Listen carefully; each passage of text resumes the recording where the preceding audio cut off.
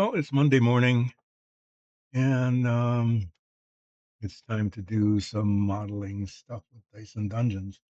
So I titled this "Does T stand for trouble?"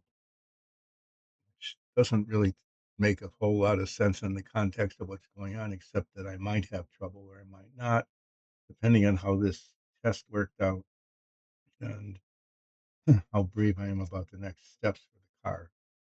Um, but there's just going to be bits and pieces today because I'm at stage of the GT-350 where it all comes down to um, painting the body, and well, I'll tell you that story a little bit later because I need to use up 3 hours of time here today, getting almost nothing done, which shouldn't be hard because those of you who have watched this stream before know that my my tagline is "Didn't get much done, but took a long time to do it." So this will be pretty much just like any other time where I don't get very much done, but I'll take a long time to do it. It'll feel it'll feel like forever. This is here because I found this on the shelf. I started this over 20 years ago, plus 20 years ago. Um, because the copyright on the instructions is 1992, which would be 34 years ago. Holy cow. It's not quite that old, but it's probably close to that. It's probably closer to 30 than to 20. So I put this together ages ago and tried to clean up the seams and didn't totally succeed. So I put the last time I had this out, what was it, Friday, I guess. I put some filler in on some gaps and holes that were still left over, and it looks better than it did then. So this is Nicole's favorite dinosaur. Nicole plays Zoya Ansul, a changeling druid, in our Dungeons and Dragons show, which you really need to watch because it's all about Dungeons and Dragons, and this is just a spin-off. This is one of those spin-offs of a popular show that takes a character from the show that was sort of popular, like in one season, and then they try to make a whole show about it, you know, and that and then it doesn't really work, and it goes on. But there's a contract for 2 or 3 seasons, and so they just keep making it. People don't watch it, and they can't sell ad and space, and then they don't make that mistake again. But they make some other mistake in some other show. But this is one of those little spin-offs like that that is not much about Dungeons and Dragons anymore because we created all the dungeon tiles and minifigs we need for the show. But that aside, I wonder how this.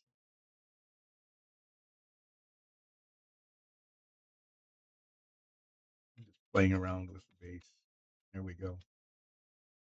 It's supposed to go on here like that eventually. I see that it doesn't really match up very well. Not this way. It doesn't match up very well at all the other way.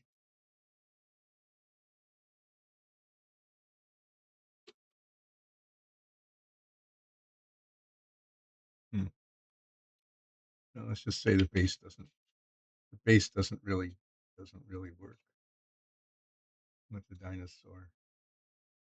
It's not that good.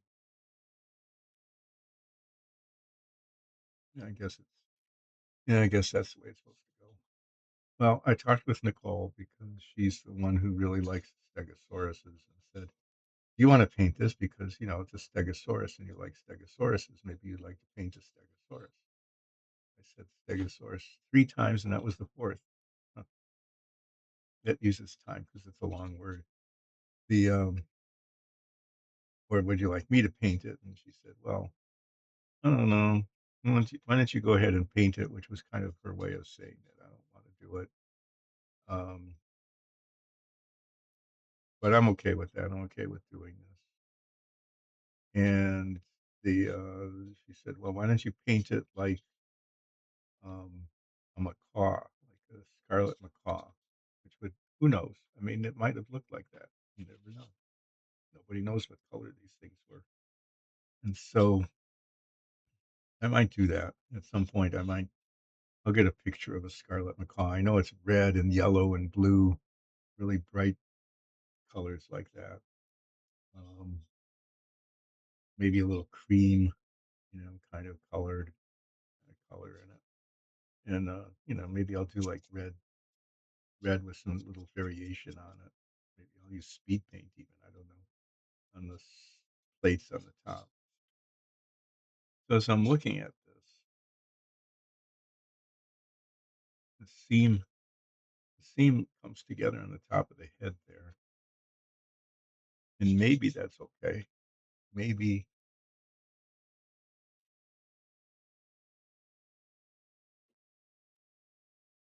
maybe maybe what I should do is sand that off so it doesn't have that ridge down its head. I don't know. I think it would look better without the ridge, but the ridge is actually molded in. As I'm looking at it, it's not just the seam. What I'm talking about is this here. It's not just the seam where the parts come together. It looks like it's actually molded on, but on the other hand, it's not it's not symmetric down the center of the head. It is here in the front, but in the back it's not.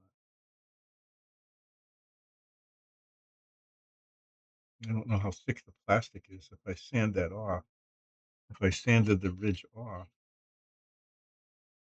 it might open up an opening in the inside of the model. And I can't tell. It looks like this is about the only picture that shows the top of the head, and it looks like they kept the ridge on there. So I guess I'll just do that. They painted this model, whoever painted the cover model, did a really nice job of shading in various shades of brown.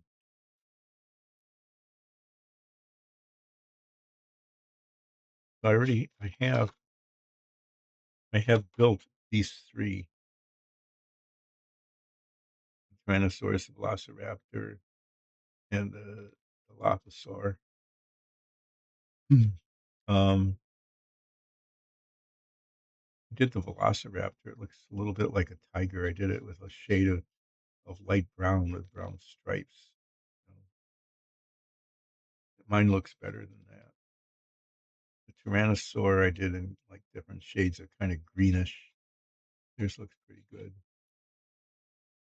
And I did the frill. I actually did the frill on the Dilophosaur with the red and the yellow to make it look like the box top. And the rest of it was kind of shades of green. I kind of mimicked, copied the pattern of this, and it came out. And I kept those. I think they came out, considering my skill level when I made these 20 plus years ago. It came out okay. I went through the trouble of filling in all the seams and sanding it, things like that. Well, this is a good use of time. And how much time have I used? 10 minutes. Oh, okay. So I guess at some point I'm gonna get, like I said, I'm gonna get a picture of a scarlet macaw and paint this to look uh, like a bird. So what this is I don't know if I've got a problem or not. Because what happened was I did get blue paint. I went out of my way and got blue paint from the hobby shop. And then I thought, well, I'm going to test it to see if I like the color. and I had this piece of cardboard that I was using, to put the parts on to spray them with primer and white paint, and I'll explain about the white paint in a bit. And then I thought, well, I'm gonna test the blue, and then I sprayed it on here, and it looks a little light compared to this, but that's because I tested some primer and some white paint. Because what happened, and you can kind of see it, see how mottled it is? It's all blobby. The paint didn't cover the white. This had primer and then white on it because that's what I did. I was painting with primer and white on this piece of cardboard, and it didn't cover it. It was like water on a nonstick pan. You could get it to cover if you just flooded it, but if you wanted it just to get damp, you can't. Well, that seems to be what happened here, and so I started to say, well, this this might not be good. This might not be good because I painted the body of the car white in anticipation of taping over, masking where the stripes are gonna go, and then painting blue, but the blue paint would go over the white paint, and if the blue doesn't adhere to the white, then the whole thing just needs to be, like, given up. It's lost. So then I said, "Well, I've got some sprue." This is the same material as the body of the car. I'll test it on the plastic instead of the cardboard. So I primed this whole thing. I've been wasting a lot of paint, okay? And then I masked this part over. So this was just primer only. And then I painted the white paint on this part. And then I painted the whole thing blue. Is what I was testing, is to see whether the blue paint would adhere to the primer and to the white. And it actually looks like it it didn't cover evenly. Okay, because I just was testing the paint. So it's not rubbing off, and it looks like it coated pretty well. This is the part that was painted white, but I'm still not absolutely convinced, and so I'm going to um, do another test on the hood. What I'm going to do with the hood is I painted the top of the hood the white. Now you can see that there's kind of a nice gloss on it. Okay, and this is now ready to be masked over and painted blue so that it would have stripes on it, but that can't happen until it's attached to the car body, which is also now painted white. Okay, this goes on here. I'll have somehow get that on, and then mask the whole thing with stripes, and then paint the whole thing blue. But I'm not going to paint it blue until I know that the blue paint will work well with the white paint. So what's going to happen is this is the bottom of the hood, the inside of the hood, and that's just painted blue, just the body color. So what I'm going to do is I'm going to mask the top so that I don't get blue overspray. If I get blue overspray like here on the side, that's not a big deal because that's going to be blue. But if I get blue overspray on the front or the back, that will be bad because the stripe extends all the way across. So I'm going to mask this and then paint this with the white color. Make sure I mask that. That would be really bad, is to have the blue paint come through here and be oversprayed right there, which would be where the stripe is going to be. So I'm going to paint this with the white paint and then the blue paint. And then if it doesn't work on the bottom, okay, if it if it works on the bottom, everything's fine. If it doesn't work on the bottom of the hood, the inside of the hood, then I can try different painting strategies. I'm thinking that if worse comes to worse, like if the blue, despite the fact that it seemed to work fine here, and I only wasted a whole bunch. See how much blue paint got wasted? That's what happens with the spray stuff. Is if it doesn't work, then what I can end up doing is I can still mask where the stripes are going to go. But then instead of putting the blue right on the white, I would reprime the whole thing. So I wouldn't prime where the white stripe is going to be.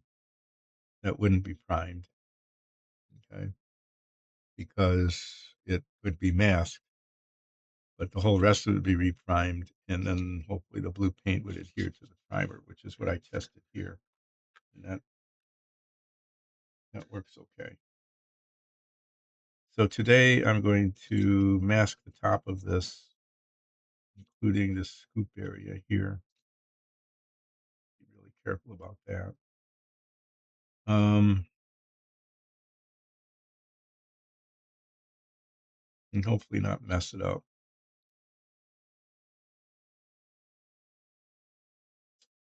And then paint this white and then blue. And if it works here, then I can go ahead and somehow get this onto the car body and mask the stripes. So all of that, the whole process is going to take all the rest of the week. Because if I mask this today, I can paint it white and paint it blue, like later today or probably tomorrow. And then on Wednesday, I can unmask the top and hopefully not go, oh, geez, and have to repaint the whole top again.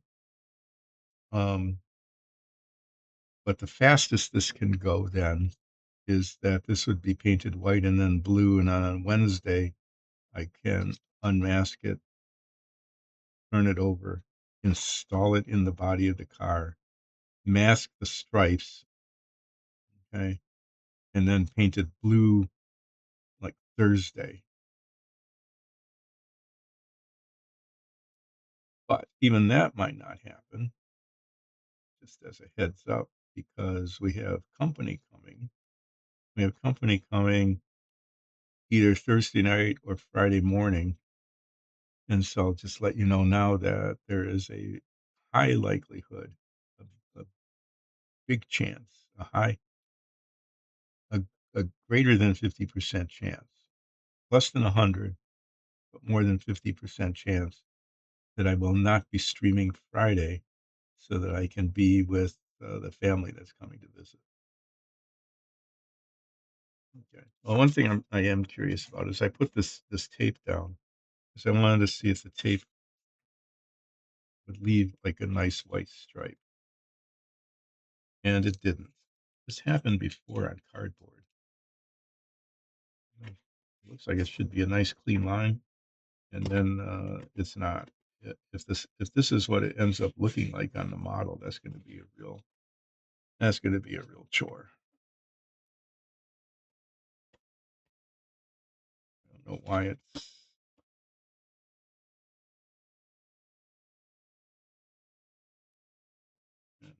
doesn't, but it didn't.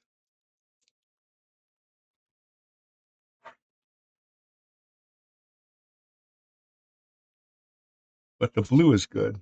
I'm happy. I'm satisfied with the color. There are like 6 different blues that I could have purchased. Different hues of blue, lighter or darker, metallic, pearlescent. I decided to just go with the plain gloss blue rather than trying to do like a metal flake. Metal flake was used on a lot of custom cars. Um, yeah, back in the day when they would make hot rods, like big Big Daddy Ross, the Fink maker guy, and they make hot rods, or when they would modify a car, um, metal flake was a big thing. You didn't get it from the factory. Factories didn't use it, but you could get them in custom paint shops. It was pretty good. A lot of paint now on regular cars is metallized. It sparkles in the sun, that kind of thing.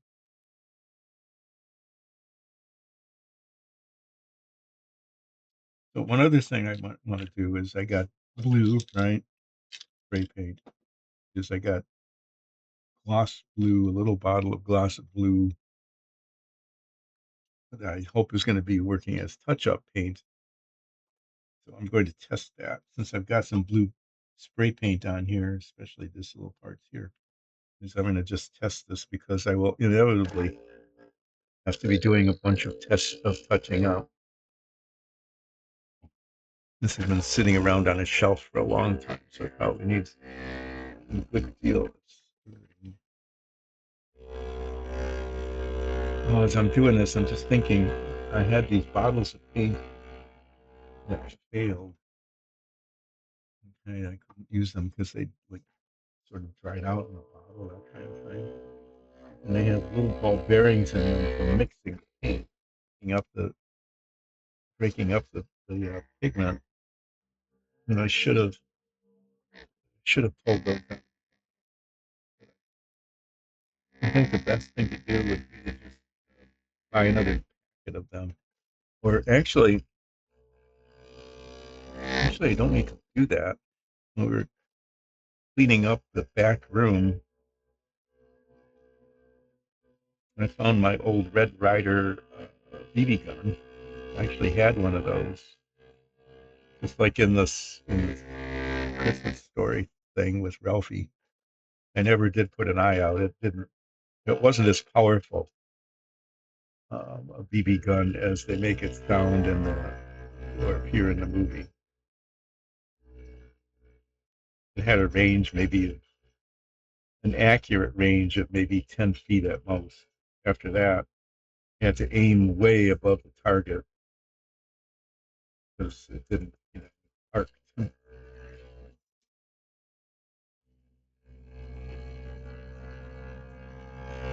But in doing that, I found there was a little baggie of original BBs and the oil that was used to oil the gun, which hasn't been done in 40, 50 years.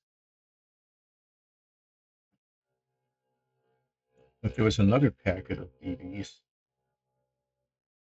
that wasn't original that I could use for little stirring bulbs in these paints. Now that might be enough. I'm not sure. Well, what I'm doing here is this is this fresh new bottle of paint with complete with price tag. Whatever. Hmm. Let's see if I can actually open it. That's the trick, isn't it? Right? Getting it open.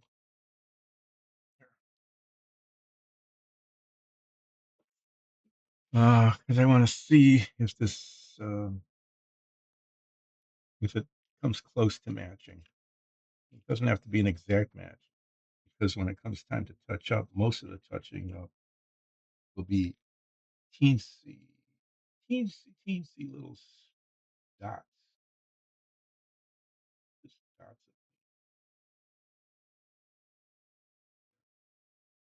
Yeah, slightly different color. See how it looks when it dries. Put some on here.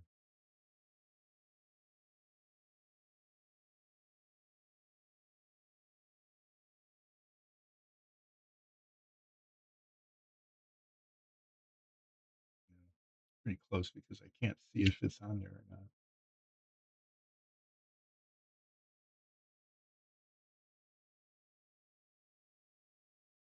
Enough messing around with that.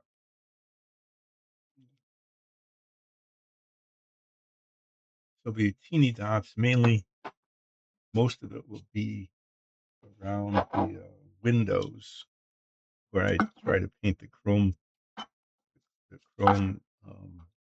molding around the windows. When I do that, there'll be inevitably be some spillover. I'll just get the paint in the wrong spot. It'll just happen, and then I'll have to touch up with the blue to cover up the silver paint that got where I didn't want it.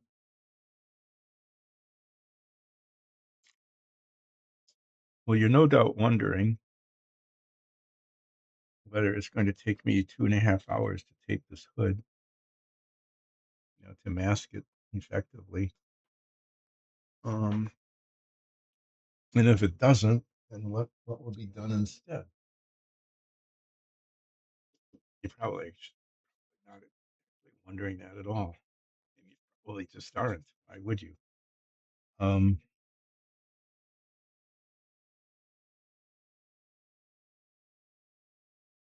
but I'm wondering that.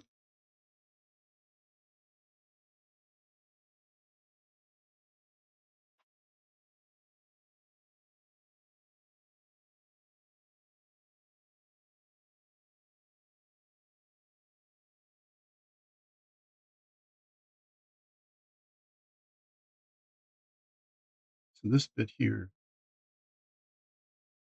is actually pretty critical. This, where the scoop is, because if that gets blue overspray on the inside, that will be a really difficult fix.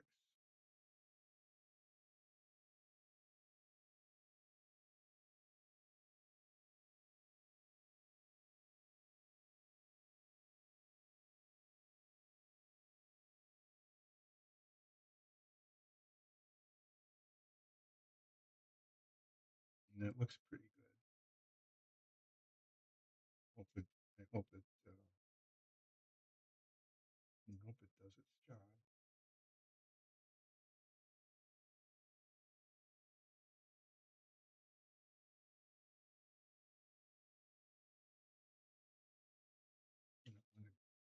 I'm trying to get the tape on there, but I could put my fingernail right through the tape, and then that would totally miss the point.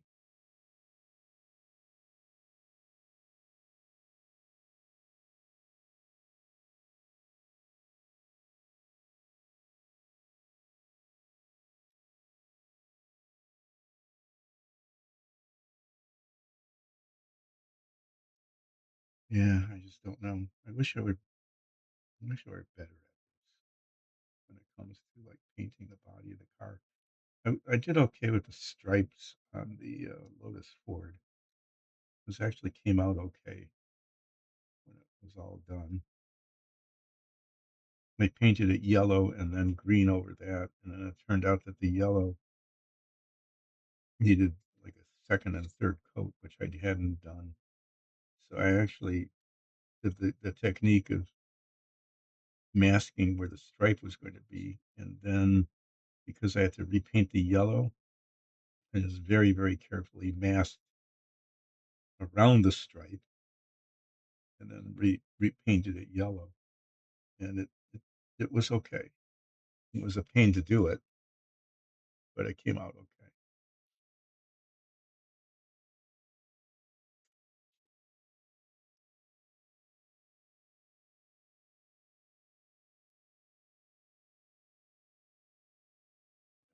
One one piece that goes all the way across that, I think. At least I'm going to try, even though it's curved.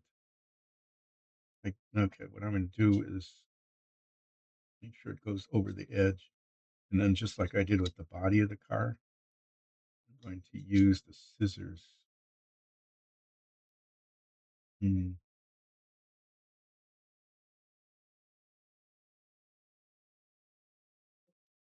go over further.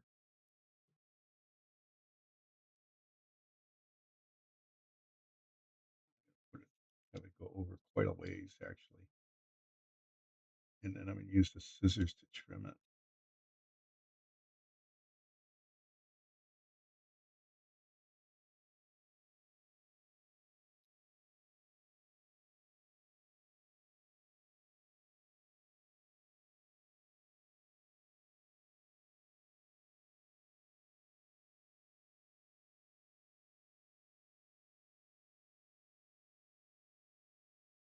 Around the nose is the critical part, right there where it's wrinkled. Like I said, overspray along the sides isn't that huge a deal because those will be blue, but the center part here, not want overspray there.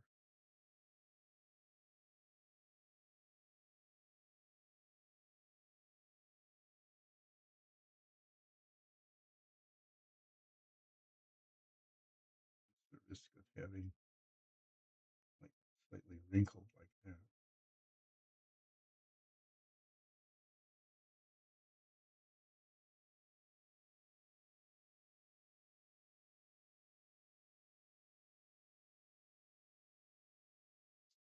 Oh, I'm going to do my best to try to make masking the hood take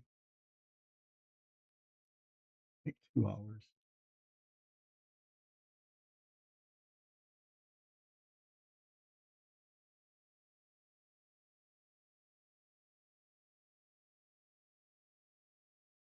If it doesn't take that long, what will I do with the rest of it? Maybe I'll end the stream early. I don't know. I guess I could work on the Fink.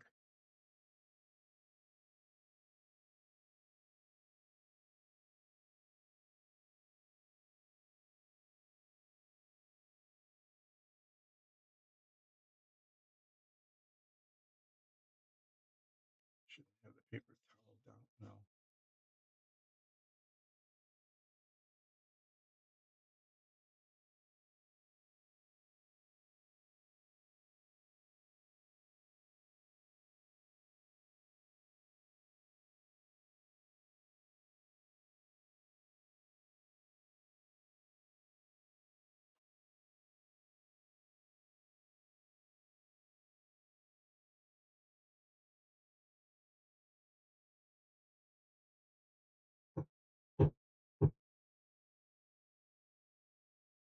This whole thing needs to be covered eventually. So, yeah.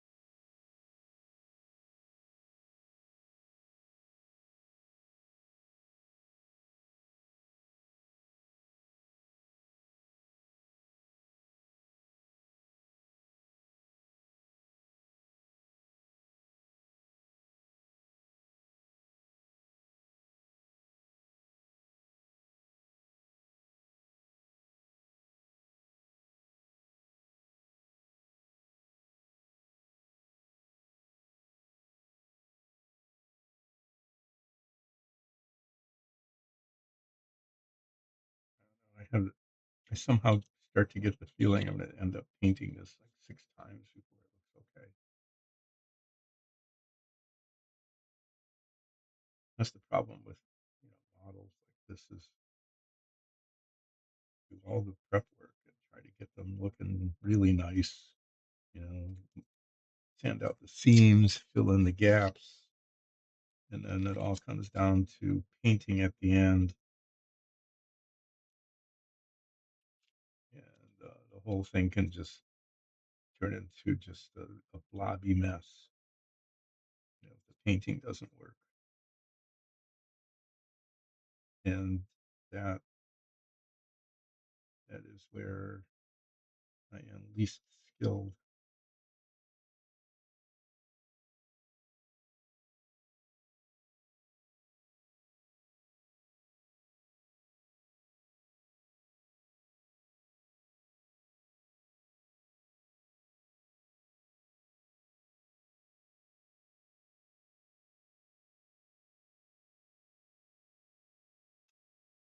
I guess if I have to totally repaint something, practicing on the hood like this isn't an altogether bad thing, because if this goes bad, at least it's a small piece, right? And it can be redone.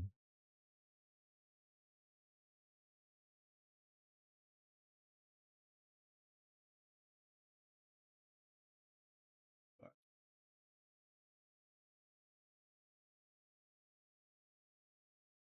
it might come out okay. Maybe it will. Maybe it won't. find out Wednesday when I take the tape off.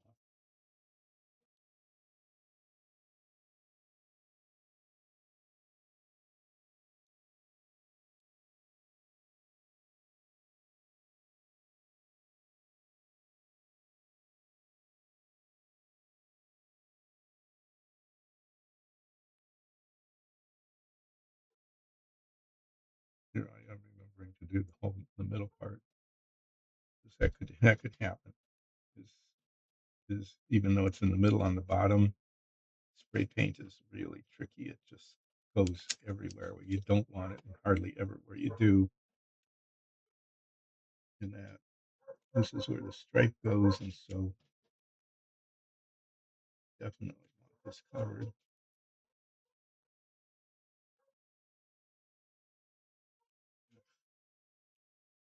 Definitely wasted tape there.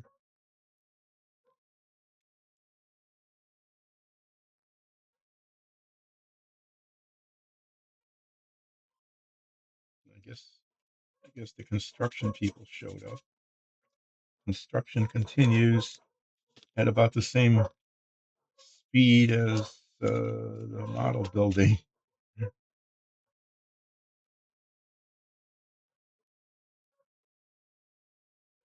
the dogs are enthusiastic breeders. That's the official dog nomenclature for barking like that when somebody shows up. Those are friendly barks. Believe it or not, it doesn't sound like it. Sounds like they're trying to chase someone away, but usually when they're barking like that, their tail's wagging furiously.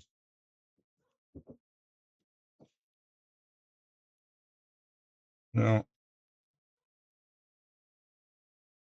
I'm gonna push this down a little more when I paint it, especially right along here and along the front. But it didn't take 2 hours.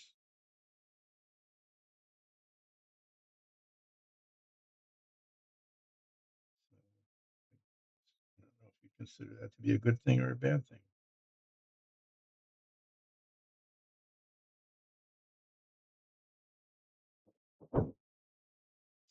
But there it is. It's ready for being painted white and then blue. And that's going to be the test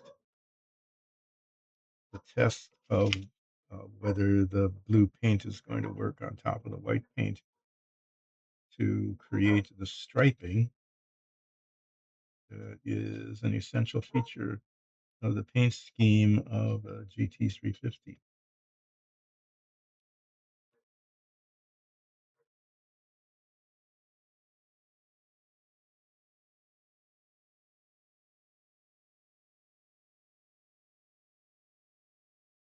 So there it is. I guess I'll use one of these pieces here. I'm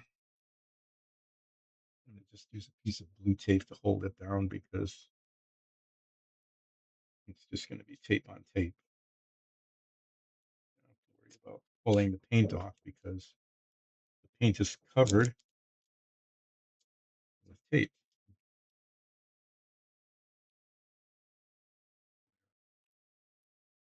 Now I will, later today or tomorrow, attempt to paint this white and blue without getting paint all over the top of it.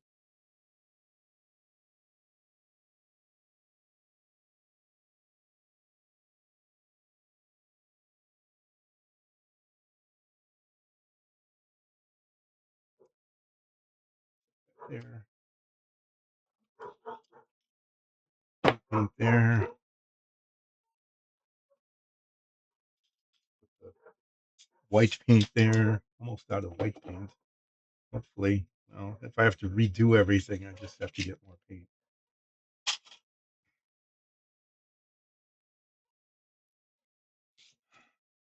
This is actually the body of the car. This is the thing that needs to be striped. all the way from the very, very front bumper here, all the way across the top to the back. And it all needs to match up. So my plan is I've got this very narrow tape, like 2 millimeter stuff, which I think is the width. I'm going to retest all of that before I do it. This is the width of the gap between the stripes. And I'm going to run a single piece. I'm going to mark the exact center several places along here, like with a pencil. I'm going to run a single piece of this tape all the way across. Okay?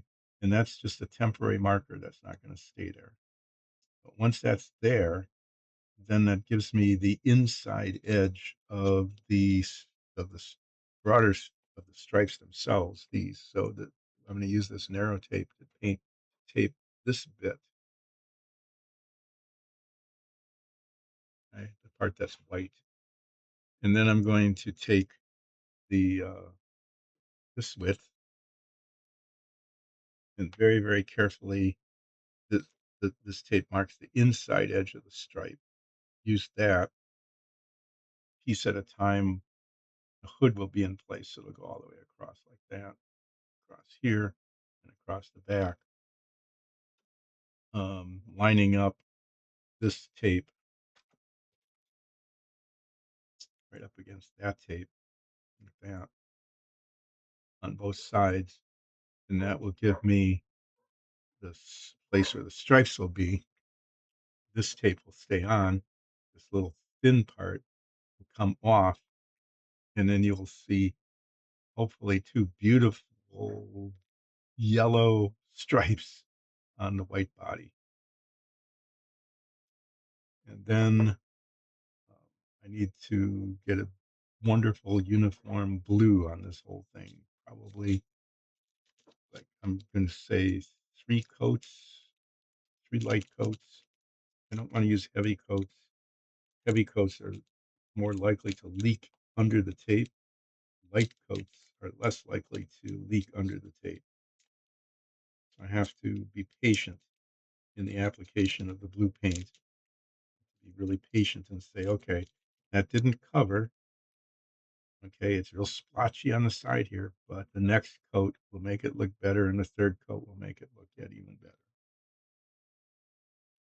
And then once that is done, I'll take off tape and uh, and then I don't know.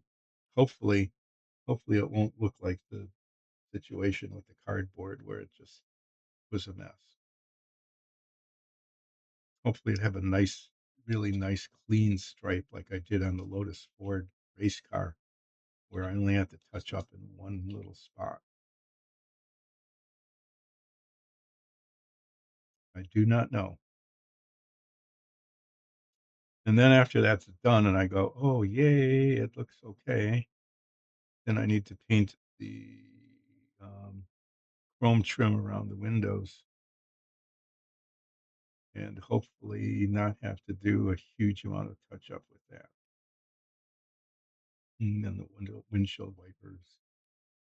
And then there's little chrome bits. The bumpers need to go on, and the backup lights, and the turn signals, and then the windows need to go on. There's just little bits that need to be attached to the car body. And then this needs to be put onto the inside of the car.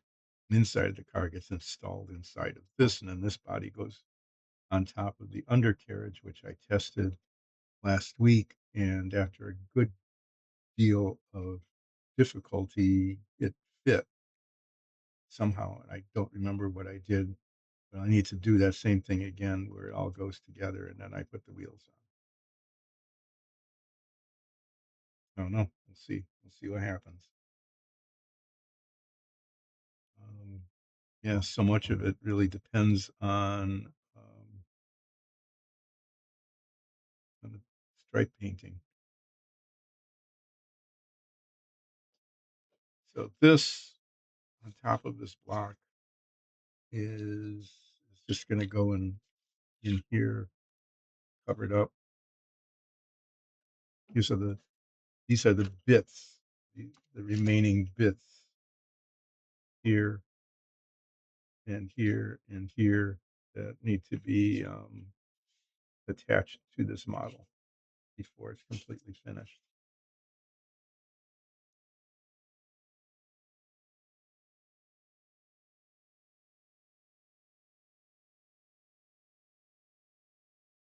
Set that there, mostly out of the way.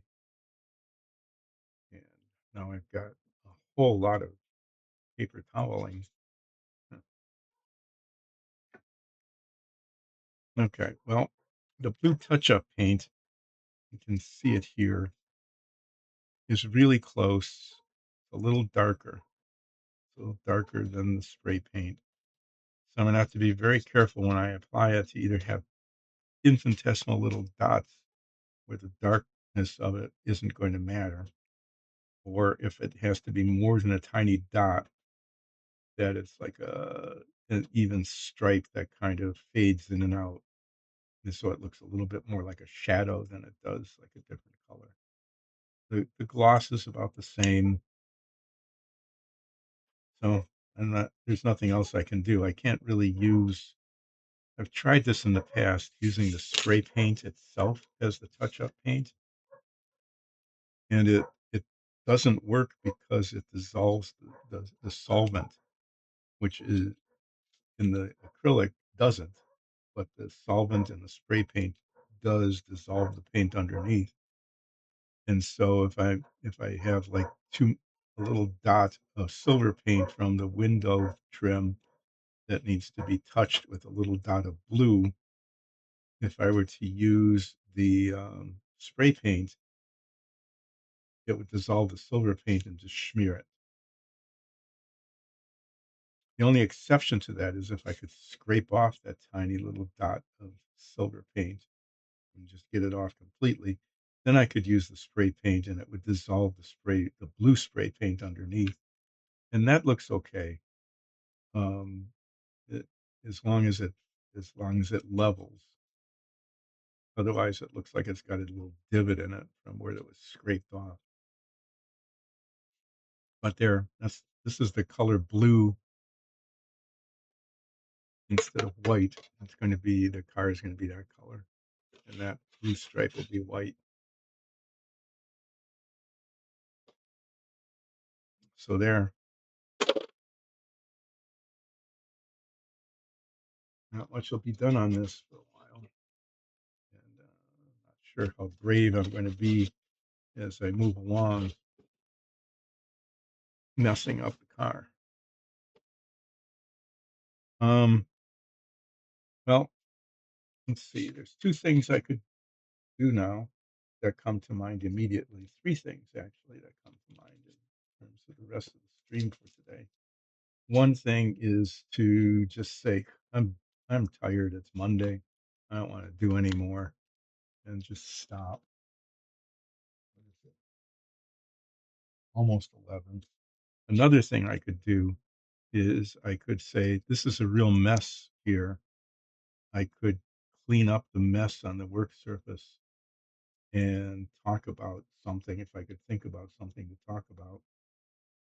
I could do that. Or the third thing I could do is I could work on the Fink,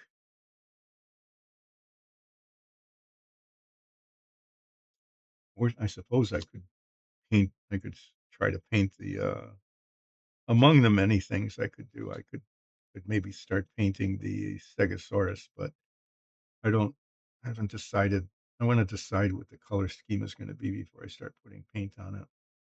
Well, here, I'm going to just bring the Fink back out. I know that the Finks are not real popular.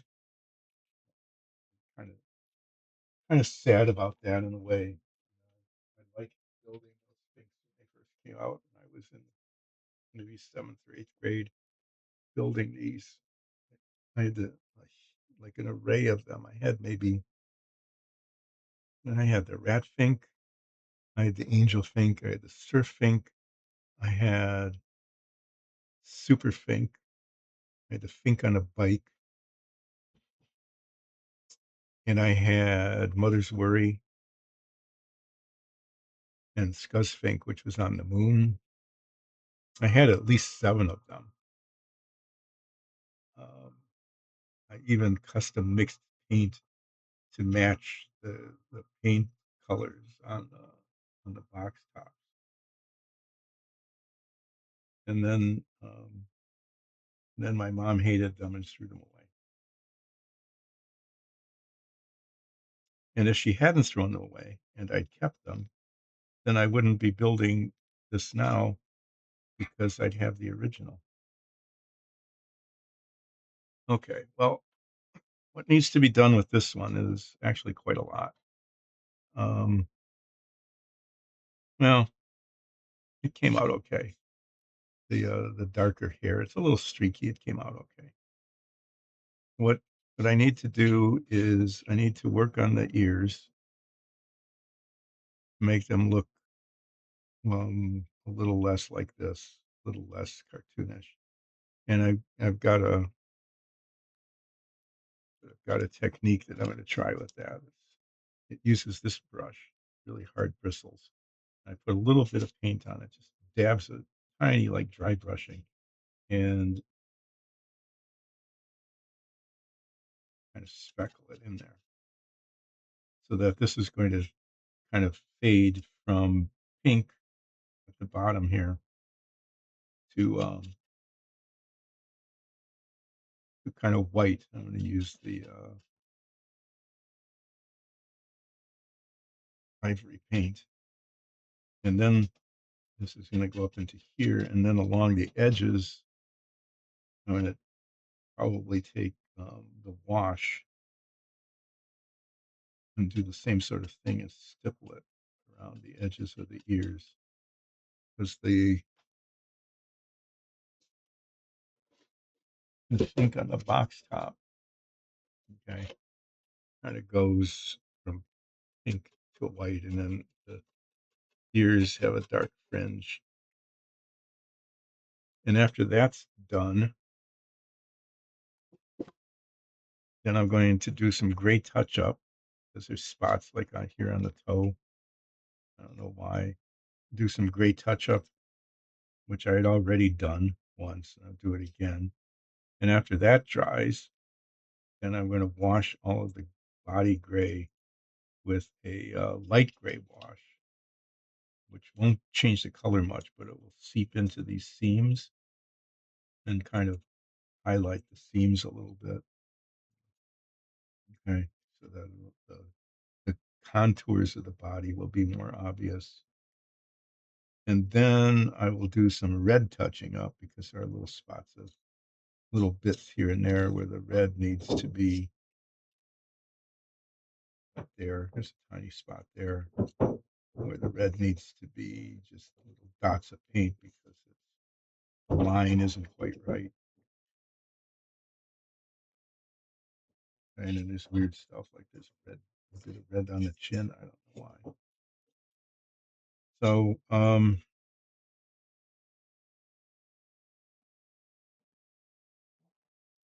I guess I'm going to try this. And if it doesn't work, then I just put more paint on it. Just keep covering it. So I've told the story of these Finks many times already, over and over, about how, had Big Daddy Ross who made hot rods, created the rat Fink,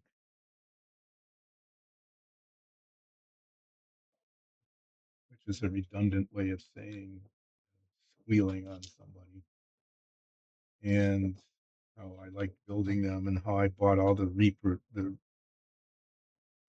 the reissues of them, and I've got all those guys again. I've got the guy on the surfboard and the guy on the skateboard and the guy on the bike and the guy on the moon and the angel Fink with the cauldron.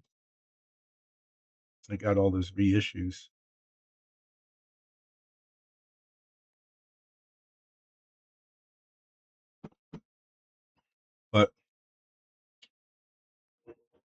people aren't really, I guess, just there's just not that much interest in the Finks. I don't know. I don't think I'll ever build those. There's only one that has any value.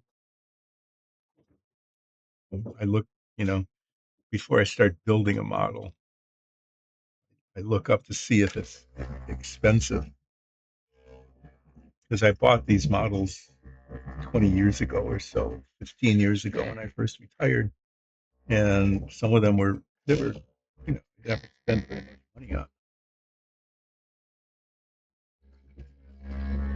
But then I go build one, and I enjoying value or not,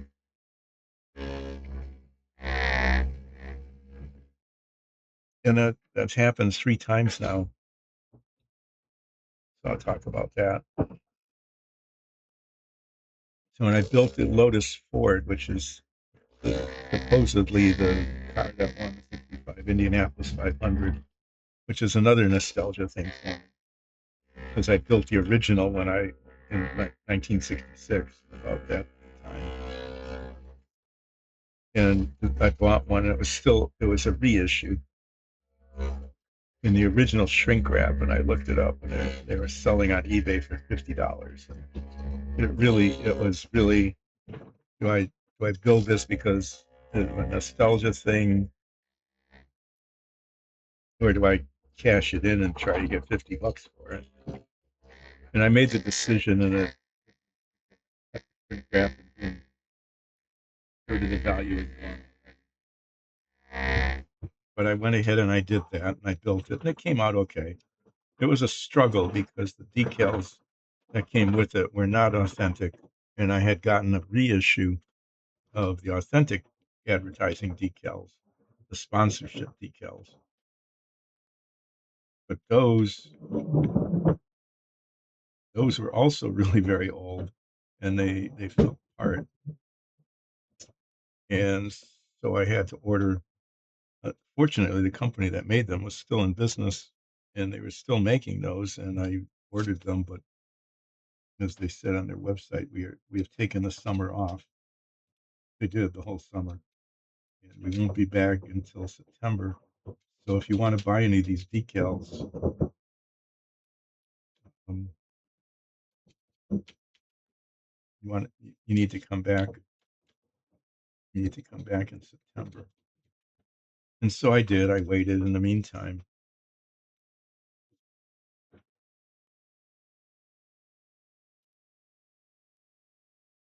So one of the other kits I was planning to build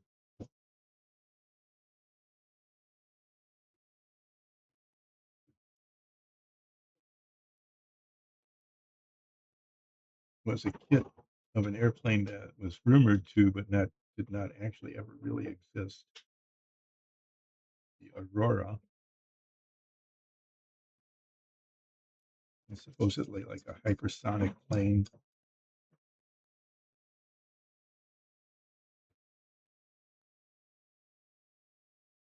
and sci-fi models.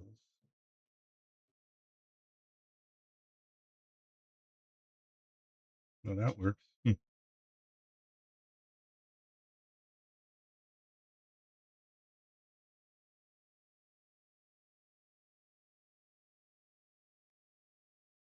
Sci-fi models made high scale, like a 144 scale, 144 of the Aurora.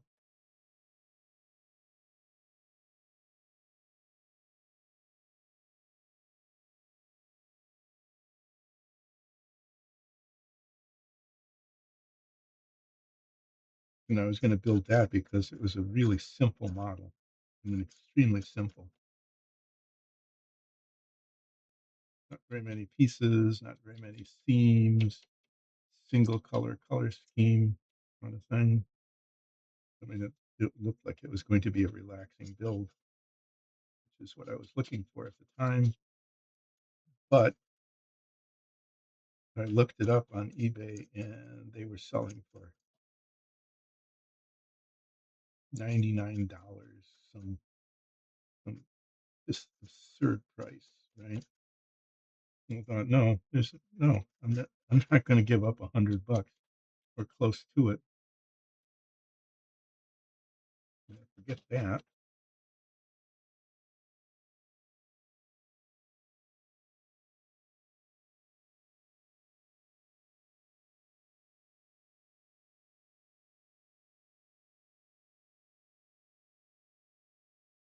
So I didn't build that one. I built the original series Star Trek, the original series command bridge instead. And I thought, well, this could be worth something. Let me look that up before I destroy model value again. And I did. And that turned out to be like pretty much worthless. There were tons of them available online, and they were cheap.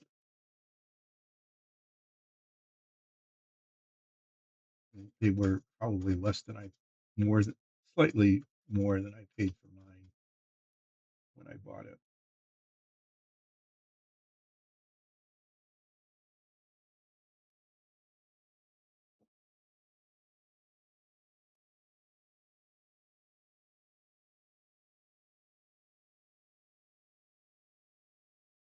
It's actually coming out kind of okay. It's kind of, I mean, the fringe needs to be painted, and I need to do some touching up on the little spots there, but it's kind of the look I was going for anyway.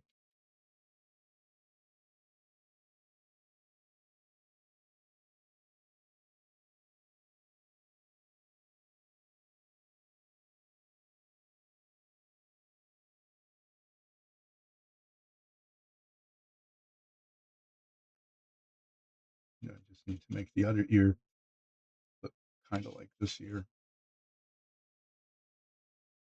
It's just sort of, speckled and then shaded.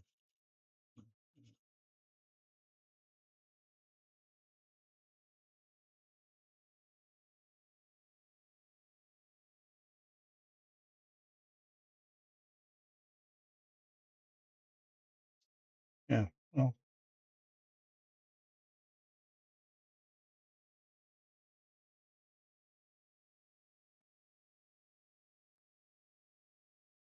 so I put the Aurora over in the pile of these are things that should probably be sold on eBay next time I ever get around to selling anything on eBay. Who knows when that'll be? But when it is that time, that'll get sold. Then, as I was moving along, looking at things to build, I like to build 1/48 scale, and it's hard to find a 1/48 scale X15, but I found one.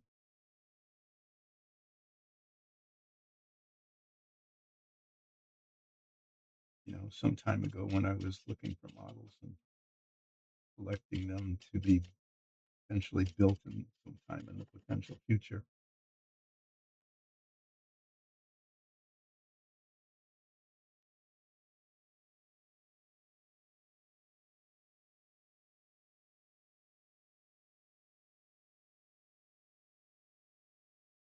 And a few times, getting paint on my fingers is a desirable thing.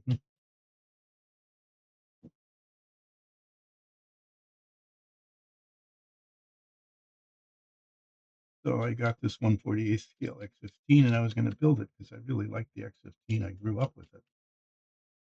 I mean, not that I had one or I grew up in one or anything like that, but I was I grew up as the X15 was developed and tested. It was pretty exciting. It was a pretty exciting time actually in the space race kind of situation we were in. Um, and then I looked that up, and it turned out that the model I have is now on eBay for almost $200, which is way more than I paid for it. And so it was, oh, okay, well, that's not happening, is it?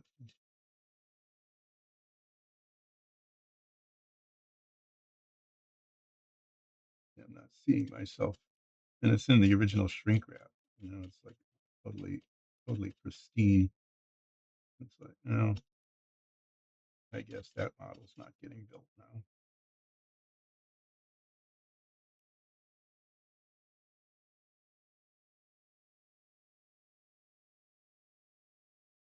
So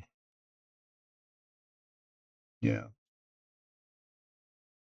so when I do that, I like check the value of these models. Where was I going with this? Where I was going with this was I thought, well, if I ever do build more Finks, which is probably unlikely because it's nobody likes to watch Finks getting built. I guess.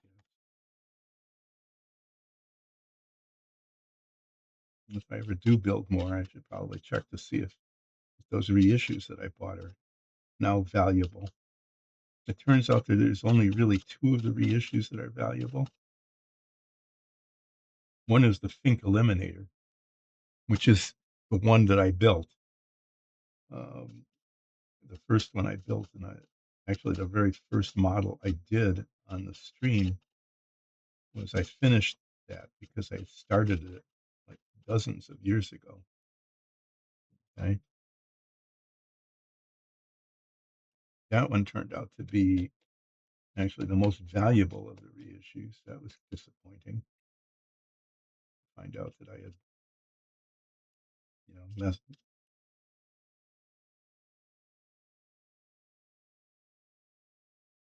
destroyed value by building that. The other one is the Super Fink, which is the one on the skateboard, and that was like my second favorite. If I were going to build one, it would have been the Super Fink, but now that one turns out to be have have value. Well, I think those okay. I need to do the black fringe on there, and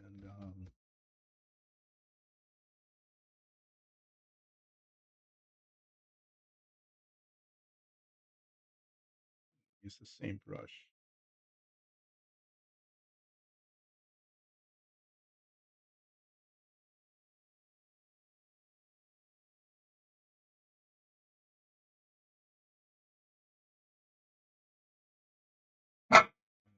Do with it.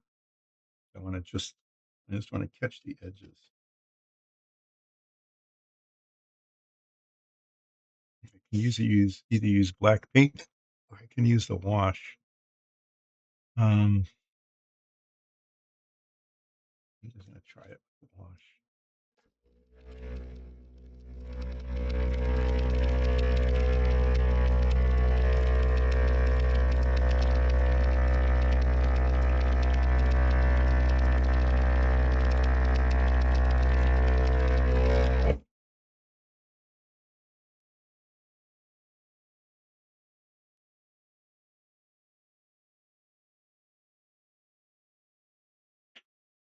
So yeah, that was the whole story about value, um, and why I'm not building the X15 or the Aurora.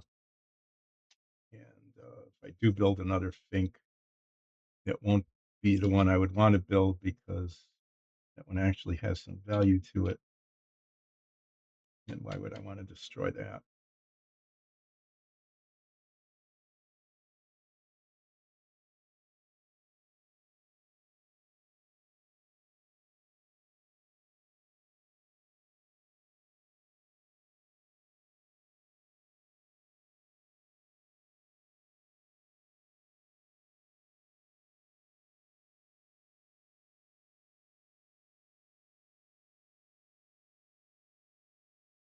Well, that's not dark enough. I'm going to have to you have to use the black paint instead. It's kind of grayish. It's just not working. It's not working. Um,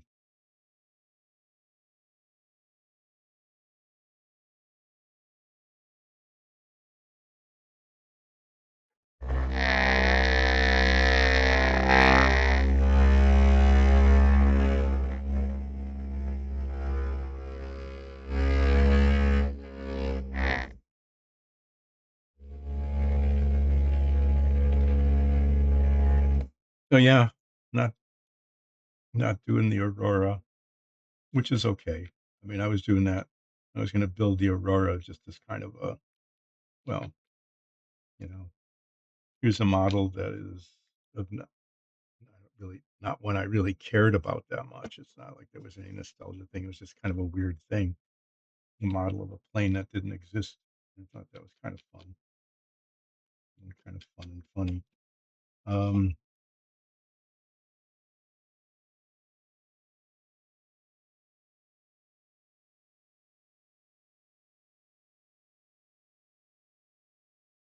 but then I didn't do that because it was valuable.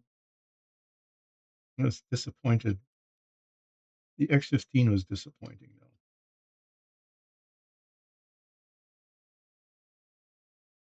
because I was looking forward actually to doing the X-15, especially at that larger scale.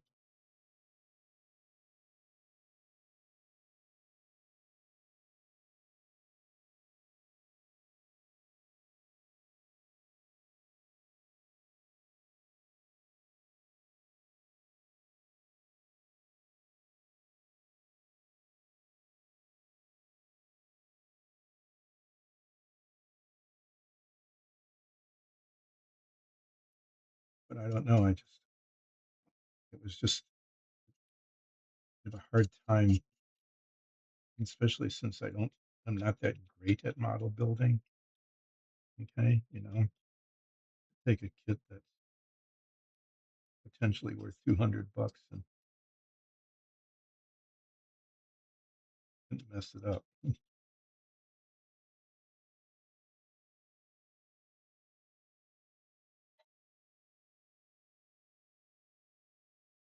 So, yeah, this Fink this was a fill in right at the end of last year. I had just finished Pogo, which was an experimental vertical takeoff plane, it was just kind of a bizarre little plane. It was kind of a fun build. I hadn't built a plane like that in a long time, and I got to experiment with metallic spray paint, aluminum colored spray paint.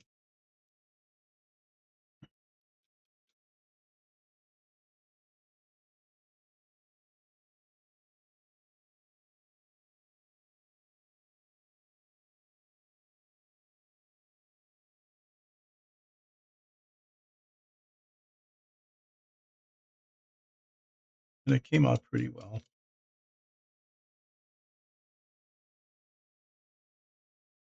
But then, that finished, and there wasn't really enough time to make any real progress on the GT-350, which was, the model I decided to build next.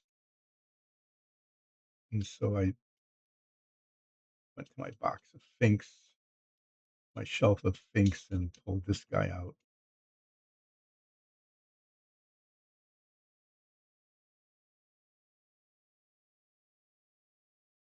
And I started it before the end of the year. Hi, who? Yeah, I'll do a flip. Let me just finish the ears here.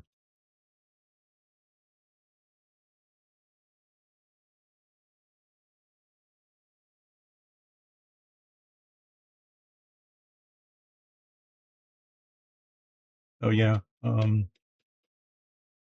that's why a Fink is getting done at all. It was just something to do the last couple streams of the year, and then I was doing a bunch of traveling over the holidays, so wasn't going to get started on another model anytime really quickly after that. But I guess it's okay. This is filling in. It's filling in here too while I'm experimenting with, the paints for the body of the GT350.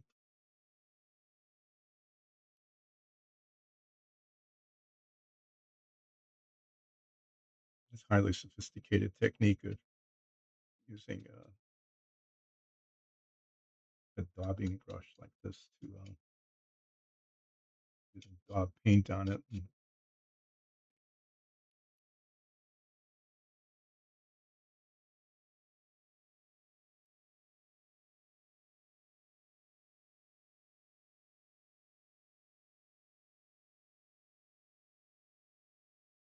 yeah, it ended up looking okay.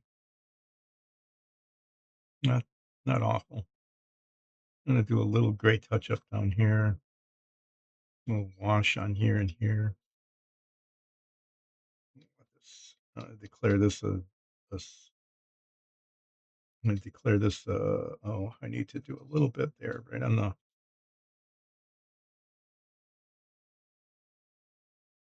don't know if I can get it there or not. Right down here, it just needs some right there.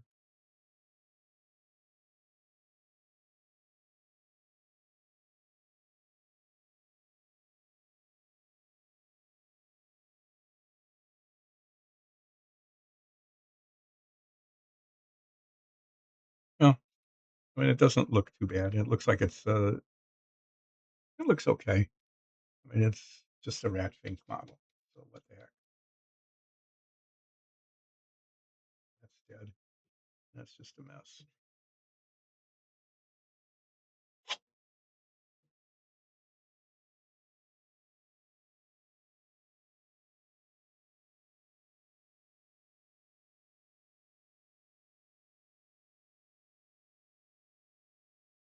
Bristles keep wanting to pull out of this thing. They're not really clamped in there very well. Maybe I should just get a hammer and smash it, and then it would hold them better. The bristles are supposed to be like this far out, and they've been pulling out of the metallic holder. These are throwaway brushes. They're designed to like brush on things like the rosin for fiberglass and stuff like that. One use and then tossed. But I'm not tossing mine because I don't have another one, and I haven't looked to see if I can find an equivalent. Well, I got paint on my hands, but this time it was, "Hi, Aman. Thanks for joining in." Yeah, I was going, I'm working on the Fink because I got blue paint. I got the blue paint for the GT350, and the color is okay, but I'm not sure that it's going to cover very well. I tested it on a piece of cardboard, and it didn't adhere to the white paint.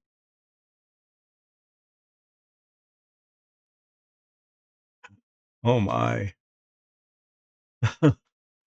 Oh, you've been up a while. You must be exhausted. Well, congratulations, though, on getting that job. I know you said that the interview went really well and they hired you right away. So this was your first day, on the job. So, yeah, is it something that you'll like other than getting up at 4 in the morning? I would not like that.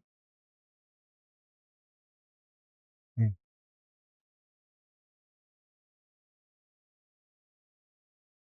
That is a long time. That's a long day.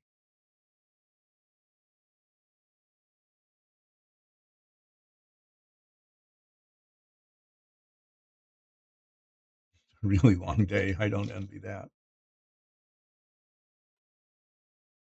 I can't wake up that early. No, I mean, I have sometimes, like, going to the airport or whatever for an early flight, getting up that early and driving,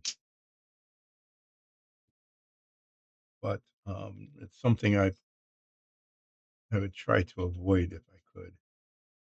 I just have to be honest about that.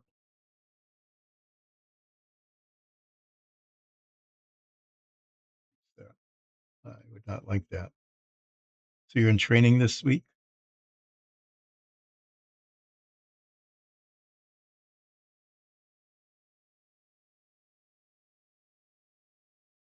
I hope that goes okay.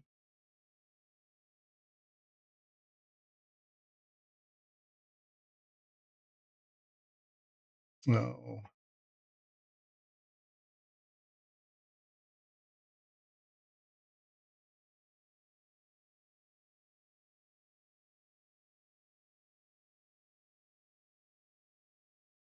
Come on.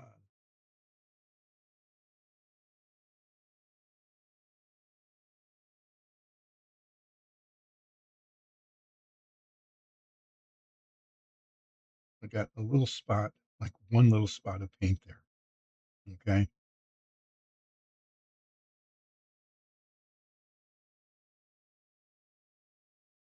And it doesn't cover. Okay. I know what I'm going to do. This isn't the best thing to do, but it's what I'm going to do is I'm just going to use some tiny dots of the black paint. I need to cover a spot there. And then there's a couple spots here and here. And it's going to I want to make it look streaky.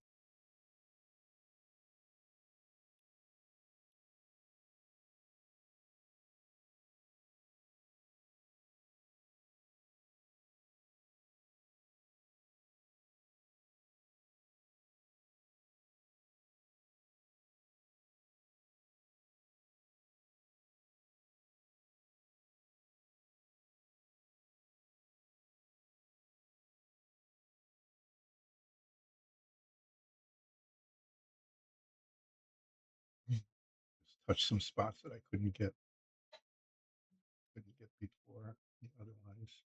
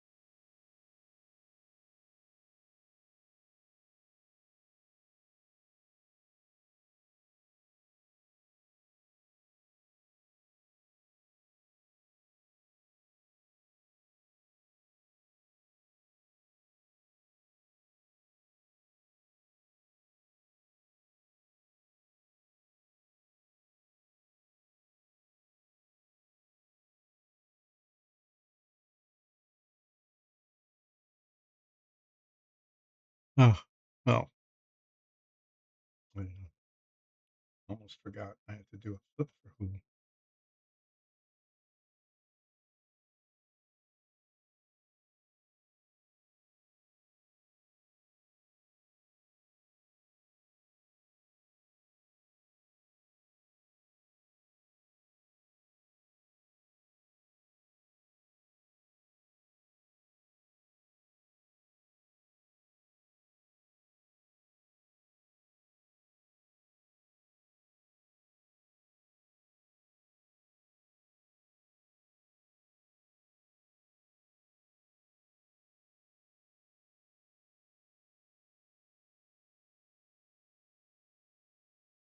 All right. I'm getting close to I'm done with this done. I need a little bit more black paint. And then I'm going to take a quick break after this. Because I need to take a quick break. Sometimes that happens, you just need to do that. And then I'll be back and I'm going to do gray touch up.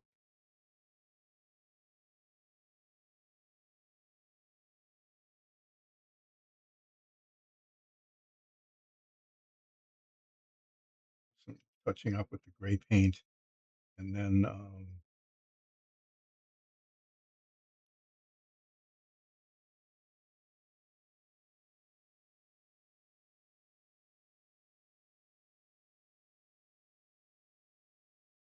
and then I need to wait for that to dry, and then I need to do some, I need to wash the gray, the whole body, in light gray wash just to fill in like the creases. Okay, and then do some red touch up, and then at some point I need to stick the tail on. It will be a thing I need to do is put the tail on at the end. Of course, the tail goes on the end, doesn't it? That was funny. That really, I mean, it's just kind of a dumb thing.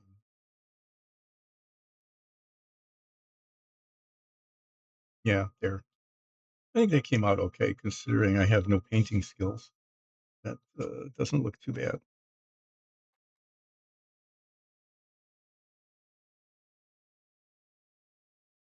Somebody who is really good at it would say, well, yeah, it's pretty mediocre. But I am okay with mediocre on this thing. Oh, oh, needs his nose needs to be black.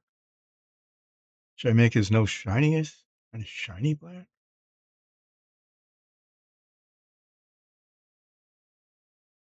I'm going to do that. I'm going to use the glossy black. Mm. I'm going to do this before I do the gray touch up in case I don't like. There isn't any real good demarcation for the nose. You know, I'll show you the box top. The box top is way over there. Its nose, he's got a bulbous little bulby nose like that. I wonder. Okay, I'm gonna. I always put the tube here. Always put the tube there. I know where it's going to be. I wonder if it's still here. In one of these boxes, there was a little blob, a blob. It was. It was a little ball of plastic, just rattling around. That I never threw away until probably now. And I'm thinking that would actually make a pretty good nose if I could find it. If I kept it. Yeah, there it is. Actually,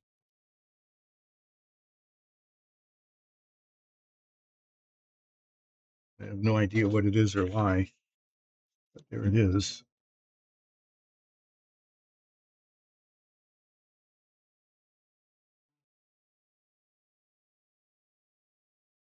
But right there, that would be exactly the right thing to put on his nose. I'm going to save that,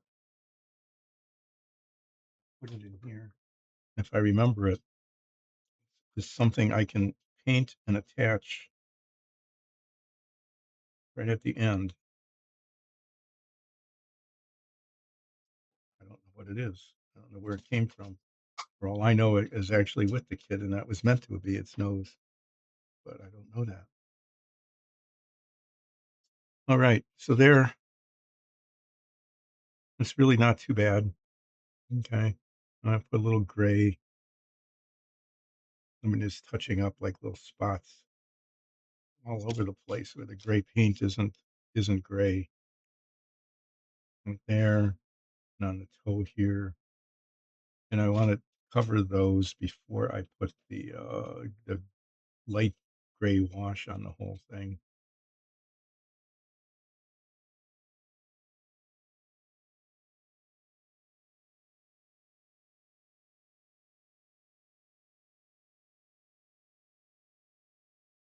Yeah. So you get to look at the Fink here. Well, I oh I need to do a I need to do a foo flip. I'm gonna forget that.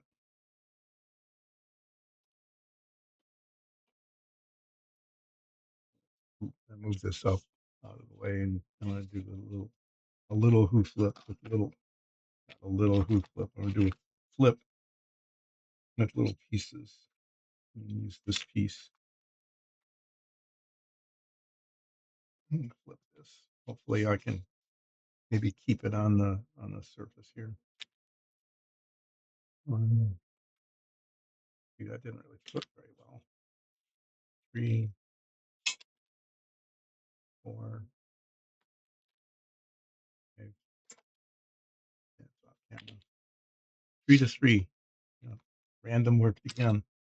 I still have not ever done a 5 to 1. 4s, 2s, 3s, 3s. You know, there should be a 5 to 1 at some point. Okay, I'm going to take that quick break that I need to take, and I'm just going to leave this on here like that, and I'll be back in just a couple of minutes, and then I'll explain what's going on with the car one more time, and then um, keep messing around with the pink thing here. Be right back.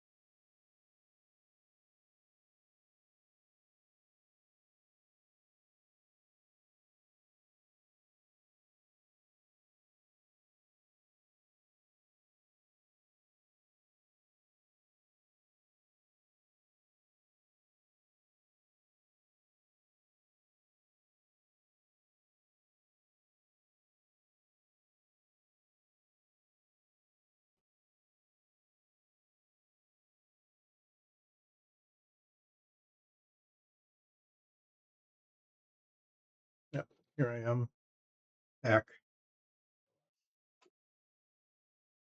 Let's see.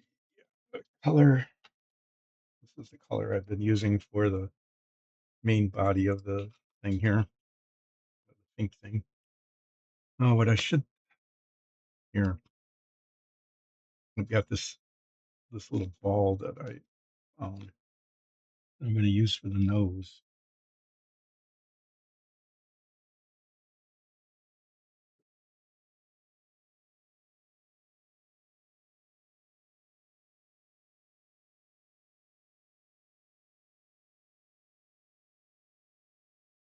I need to paint it glossy black, and I'm just going to do that while I'm thinking of it. Because then I'll get to the end and no, it didn't lose its nose. It never had a nose, but I found this little ball popping around. I don't know where it came from.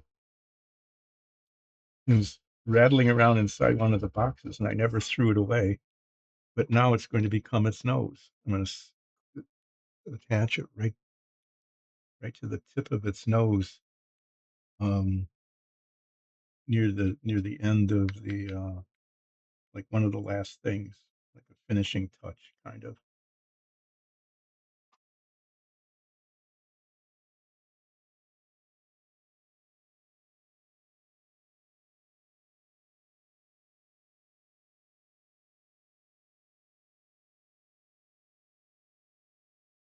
I'm painting it in a glossy black. So what happened with the car is that I over the weekend I did get some blue paint. Got the blue spray paint, and I decided I was going to test it to see if the color was right. And so I got the piece of cardboard that I was using to hold the body of the car that I was painting. I did get the body of the car. I'm going to move the camera. I did get the body of the car painted white in anticipation of masking where the stripes are going to go, and then painting the whole thing blue. So then I tested the blue paint on the cardboard that I used for that. So the cardboard had primer on it, and then I had that white paint on it. And I thought, well, that's a good test because I'll be testing it pretty much on the same surface as the car. And what the paint did was it didn't cover. It um, it was though it didn't adhere, so it just kind of puddled up. And I thought that's a real problem. Rattling. Thank you. I didn't mean that, but it's pretty funny anyway. Um,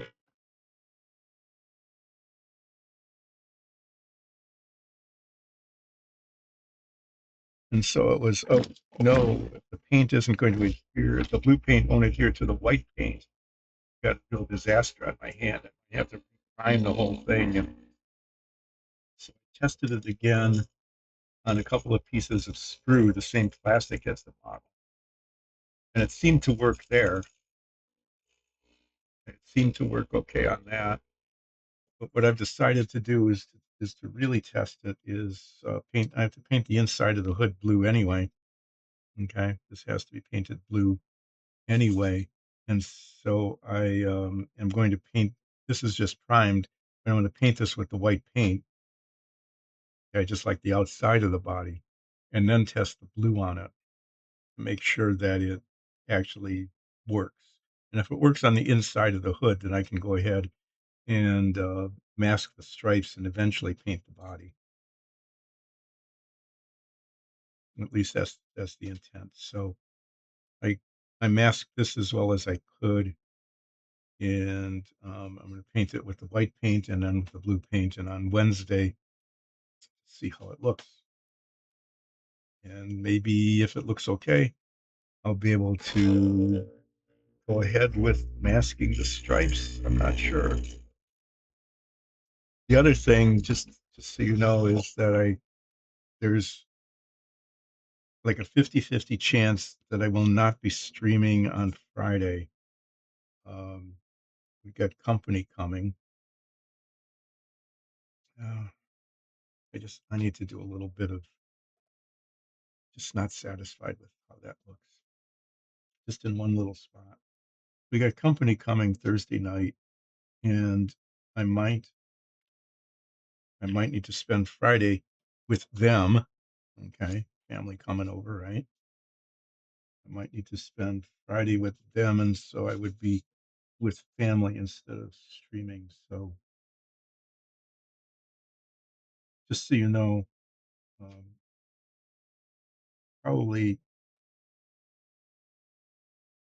I'll probably not be streaming. I'm going to just plan on not streaming Friday. It's just safer to just say no, it's not going to happen, than to say maybe it will happen and then have it not happen. and that wasn't very much, but it made a difference.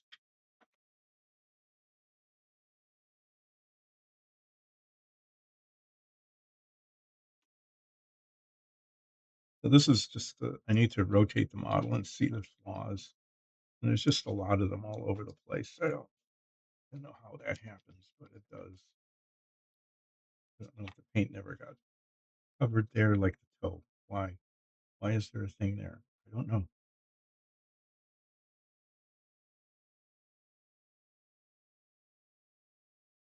Why is there a little spot under the chin there? I don't know. There was a spot somewhere where there was red that there wasn't supposed to be.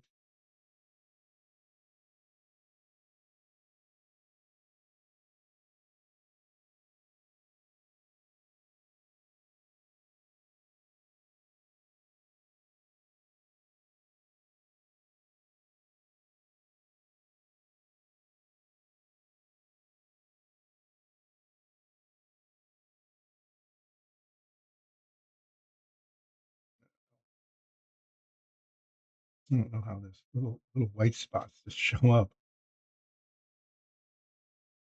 Why is there a little white spot? I don't know, but there is.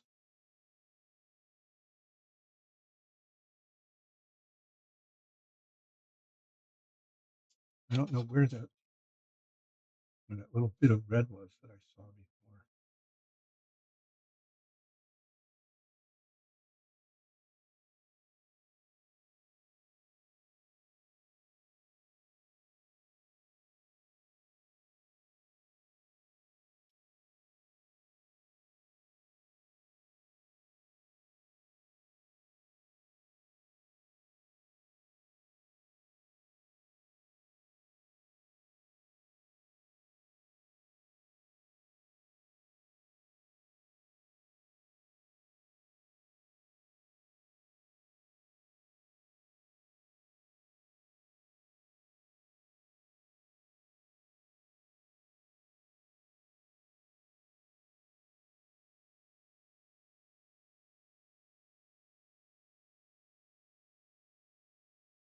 This shouldn't take too long to dry.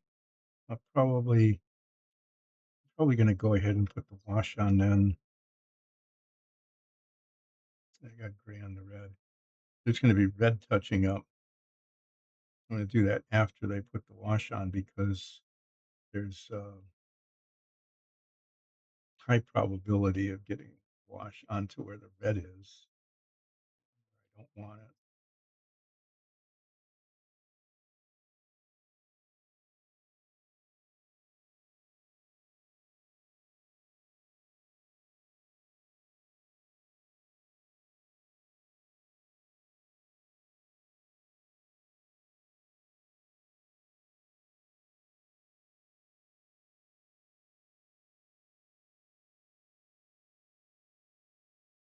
I thought about putting wash on the body of this too.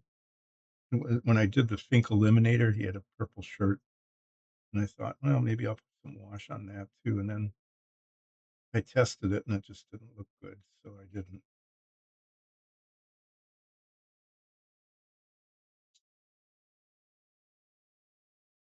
But the gray wash looks pretty decent on the gray.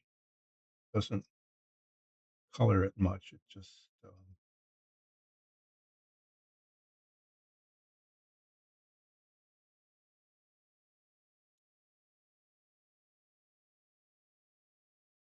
gives a little bit of variation and highlights the wrinkles.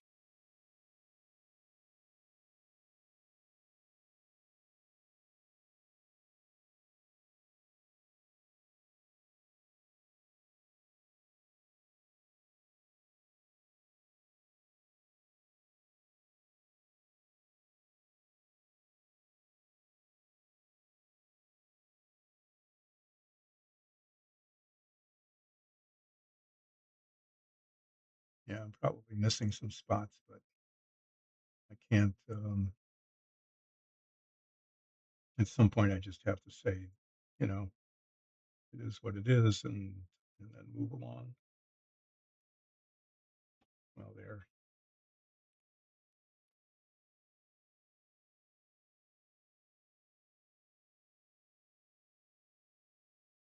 but I will be back on Wednesday, and at that point, I'll be checking. I'll be taking the hood of the car, and we'll see how it looks with the blue paint on the white paint,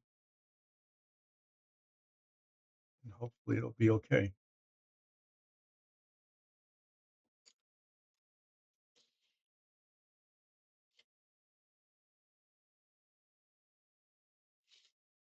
Soft. I wonder if I have one that's soft, better with bigger bristles.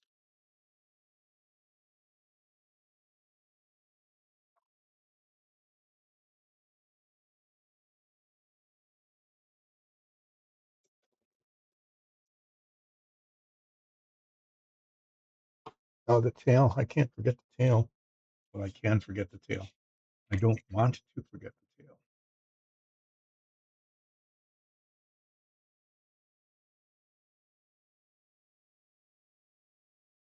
I had forgotten the tail. I'm not sure how I'm going to do the tail. How am I going to put the wash on the tail? Because there's no place, there's no real place to hold it other than like the very tip. Do that and then wash the tip later. I guess that's kind of how it's going to have to be.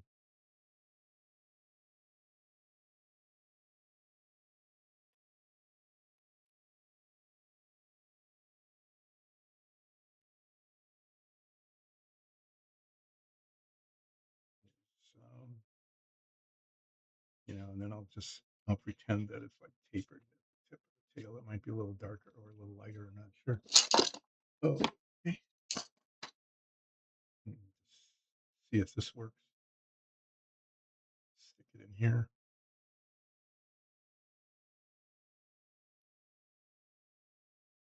Yeah, well, it holds it probably well enough. Holds it well enough to put the gray wash on it.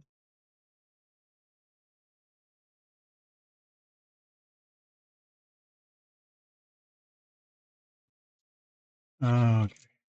Among these brushes, this one's really quite good for that. Very soft bristles, so I can get it fairly even it out.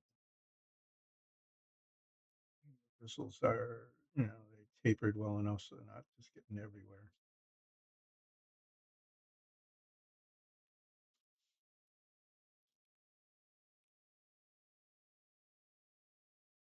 Okay.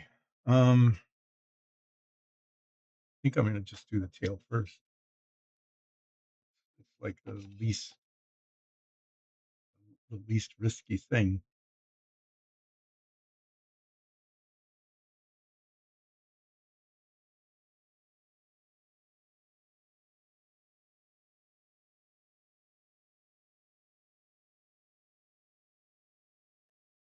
I know I had it out because there it is.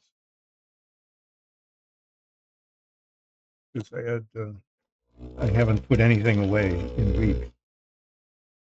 Put anything away, and so I knew it was still laying around somewhere because I hadn't put it away. Do I want?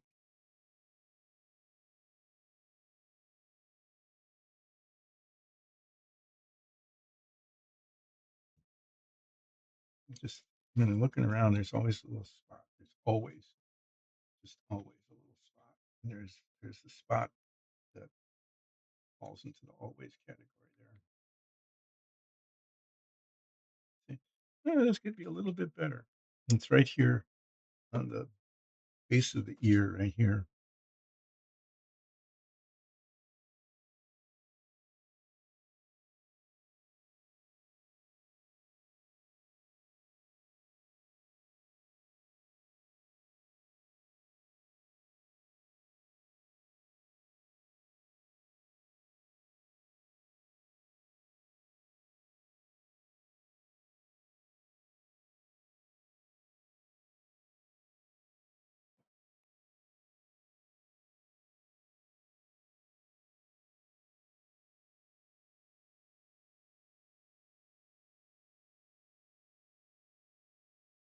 Why am I messing around with these tiny little dots of paint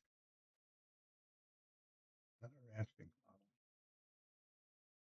I do not know.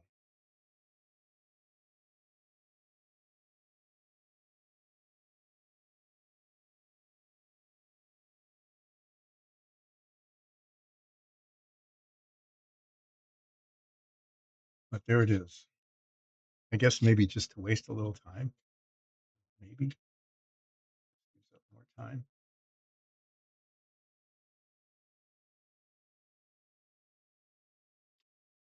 Okay, well, this needs a good shaking. There's not much there's not much pigment in it, and the pigment tends to settle.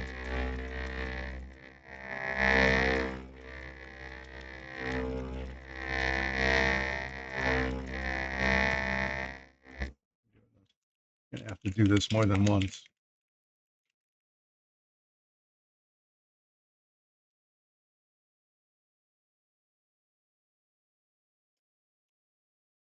And then what I've discovered with this is it has to just kind of constantly stir it a little bit too, keep the pigment in it.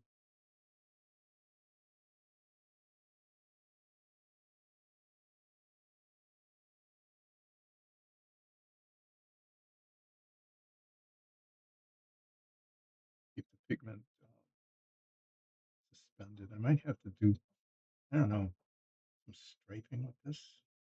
Maybe the tail will just be bland. End up seeing how that looks at some point in the future. I guess I'm just starting on the part that needs it the most. I want it to seep in to the creases.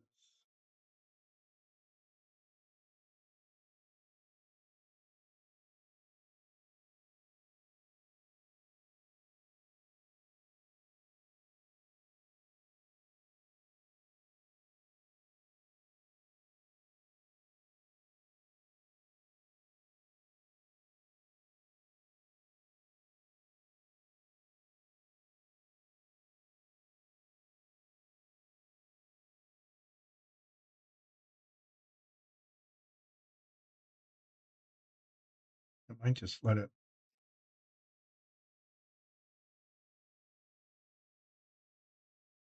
too much there. I might just let this set before doing any more.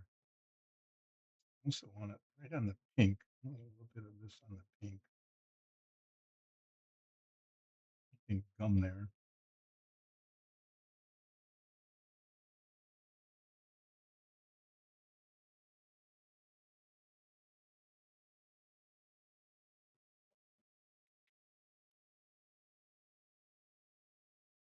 Let's see how it kind of seeps in the nooks and crannies.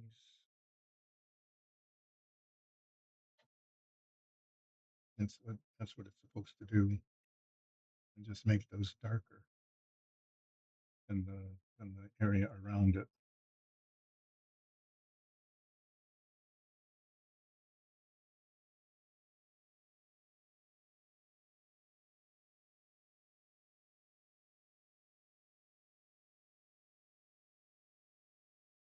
I might I might just let this settle and dry before doing anything more. Just to see how it ends up looking, I might have to put a second coat on. But what I'm looking at here is that it's doing what it's supposed to do. Right? But if I mess around with the rest of it, the arms and stuff, it it'll it'll flow out of where I want it. So I'm just going to stop there. I used up as much as it was in the well. You know, put it on there too.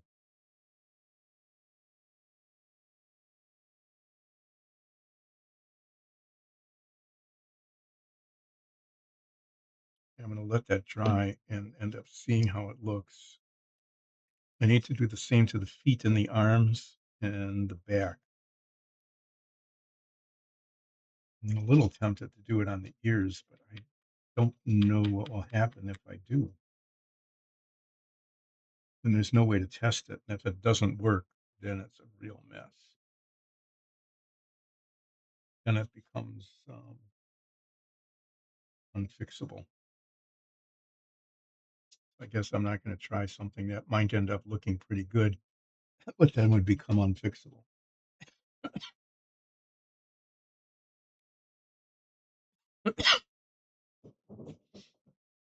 But if you can see what has happened here, you can see that it did seep into the creases pretty well and has darkened them. And when it dries, I want to see how dark it is. If it stays dark, then that's good. Then I'll just, then it is what it is. If it doesn't, then I'll put another coat on.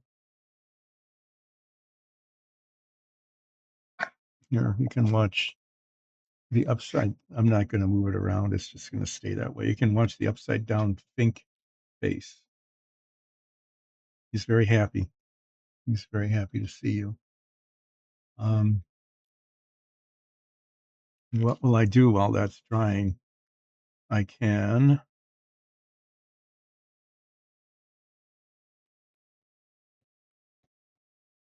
do nothing really.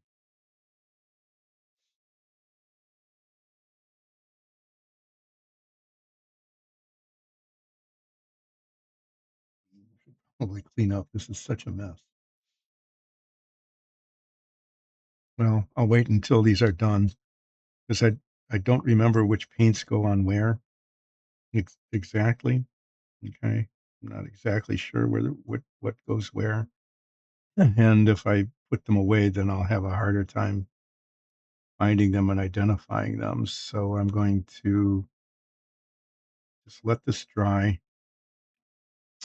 and talk about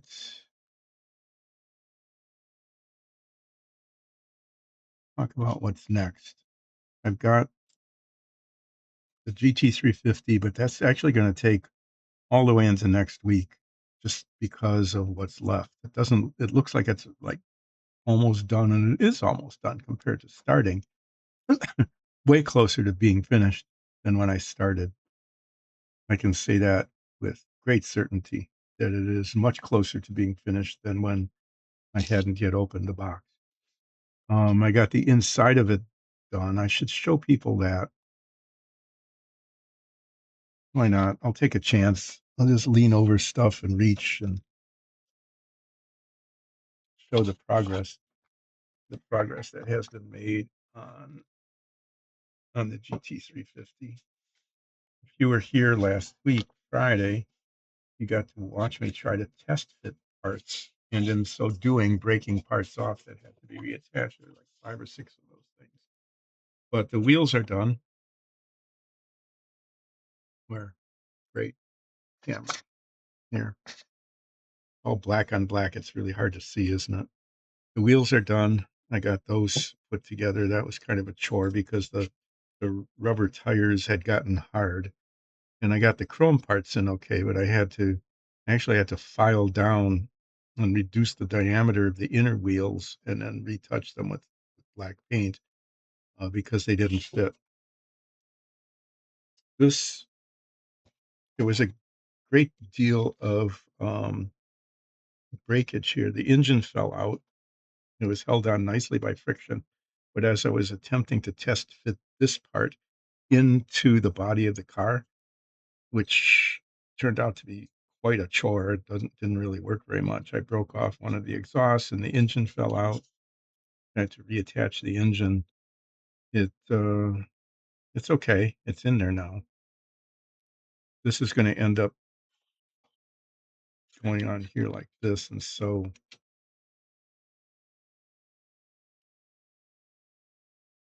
most of the engine isn't going to be visible anymore. I'm pretty sure this goes over the top and not up to it. I mean, it could go like this. It makes a difference in terms of how it fits later. That's like a 6 3/32 of an inch, a little more than a six about a more than a 16th of an inch if it goes up here. I need to know that ahead of time.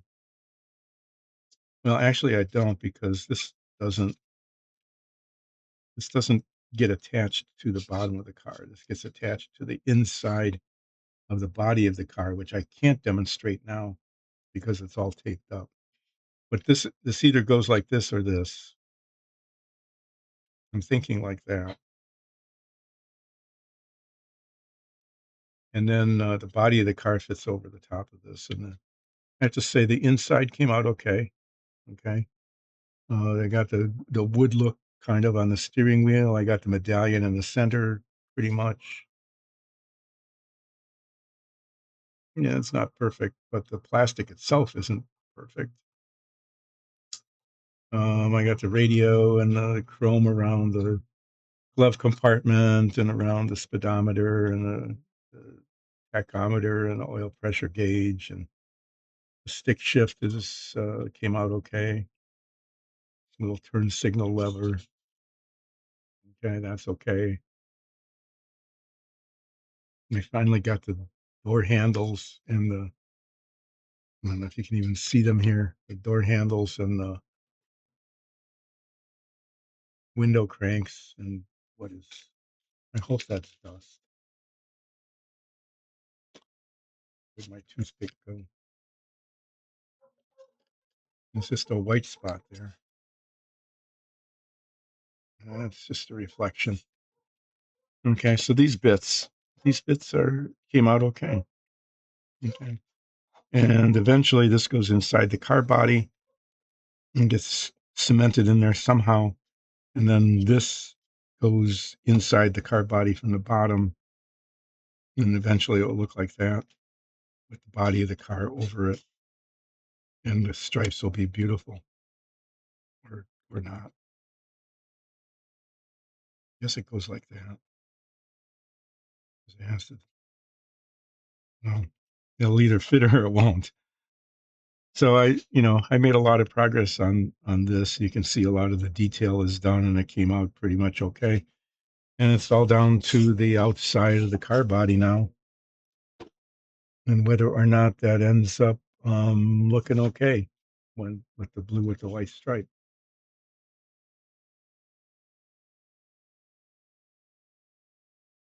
How's the Fink doing here? Yeah, the dark kind of fades as it dries, but I do not want to use the darker wash on it. I just do not. It would really make a mess of it. So I'm going to probably put a second coat on this with the gray wash and see how that turns out. Nice drip on the chin.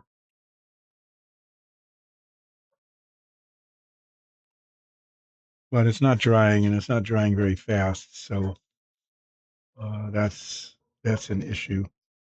I'd like to be able to do more of it, but I don't think I really can while that is still as liquid as it is, because I want where it is I want the dark gray pigment to stay where it is. I don't want it to move. What time is it? It's still early, but I might end up just stopping for the day here pretty soon because I can't do much more on this. I can't do anything on the car. I got a shiny nose. I would like that shiny nose to not just be there. I'm going to put it in here.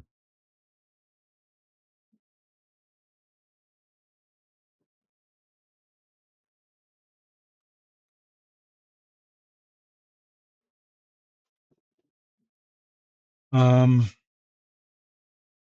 Yeah, I mean, I'm just kind of stuck. Sometimes that happens. It's just thing you just wait for something to dry, and there isn't another project to move on to. Like I was moving on to this while I was waiting for stuff on the car to get ready, but I can't go back to the car unless I maybe take some of those pieces off the sprue. I don't know. There's still these little these little chrome bits, the side view mirror and the rear view mirror, excuse me, and the backings, the headlights, and there's a clear thing that goes over those. And then there's a gas cap over there, but I don't see a point in taking them off of this and potentially losing them. Not yet. Take them off when I'm just before I stick them on.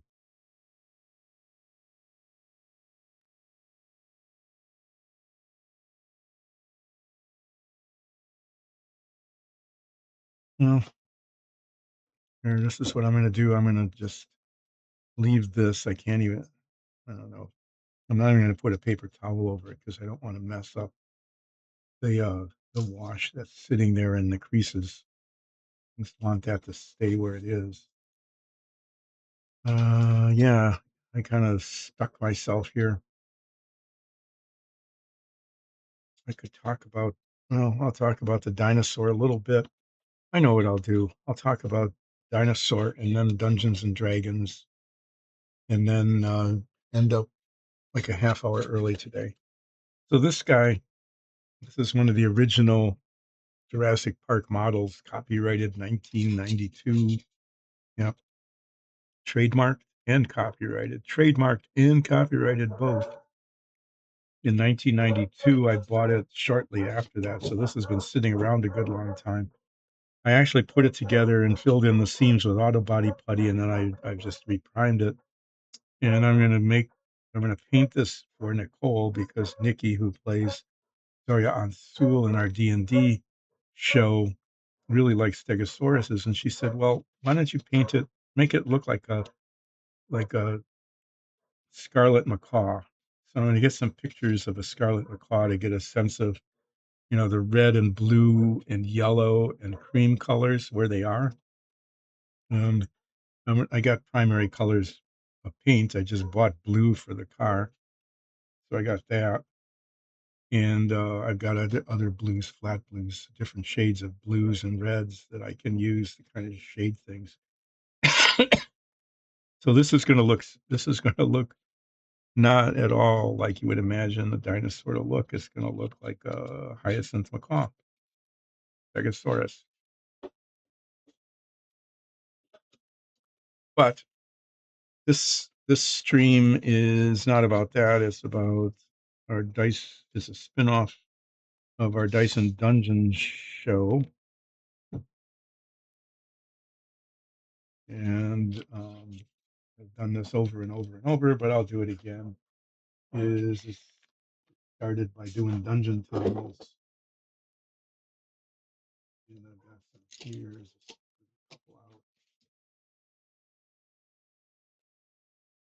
And I'm gonna just do the demo real quick and then wrap up for today. And I'll be back on Wednesday, but probably not on Friday. So these dungeon tiles are really cool because they got ball magnets in the base and they stick to each other and they can come apart and be rotated and arranged in all sorts of different forms. And this stream started by, because we print them on the printers, PLA printers, is they're primed and then base coated and then washed. Like this is a nice kind of a brownish red wash that brings out the wood grain really well. And details like the stucco is painted or the straps on the door as the doors work. And over time, these have evolved from the wall and the base being separate to being printed in just one piece to now being printed in a way so that there isn't even a base on it anymore. The whole thing is really solid, and the magnets are still in there, and they still work the same way. Okay, but there are no seams. There are no parts to break off, and even the doors are changed so that there aren't any little holes on the top anymore, for the pin hinges. So someday we might actually produce these, you know, as a thing that you can buy from Dyson Dungeons. I don't know if that day will ever happen, but we've talked about that. It's a really amazing, high quality, but actually kind of expensive to produce dungeon tiles. That being said, I'm just going to wrap up. On Wednesday, we're going to I'll see how the hood has turned out in terms of whether the blue paint adheres to the white paint. This is going to get painted white and then blue using the same white as I've used on the body of the car. And then the blue paint, because this is painted the bottom of the hood, inside of the hood is painted the body color. This is a test to make sure it works. And if it works, then I'll go ahead and attempt to install this into the body of the car so that I can mask the stripes. And on the Fink, I'll probably start the stream by putting another coat of the gray wash on this so that it will dry so that I can wash the arms and the feet and be done with the Fink, put the nose on, that kind of thing. So that's going to happen. That's the intent of what's going to happen on Wednesday. And then I'll let you know Wednesday for sure whether I'll be back on Friday. But for now, um, I should just sort of plan on not having a stream on Friday of this week because we've got visitors coming. Okay. So thanks everybody. I will be back. Yeah, I should do something about that. When I get the gray paint back out again on it. I'm just going to do that now. I just want a tiny bit of I want this line there, right there at the bottom of the ear. I want that to be a little less straight.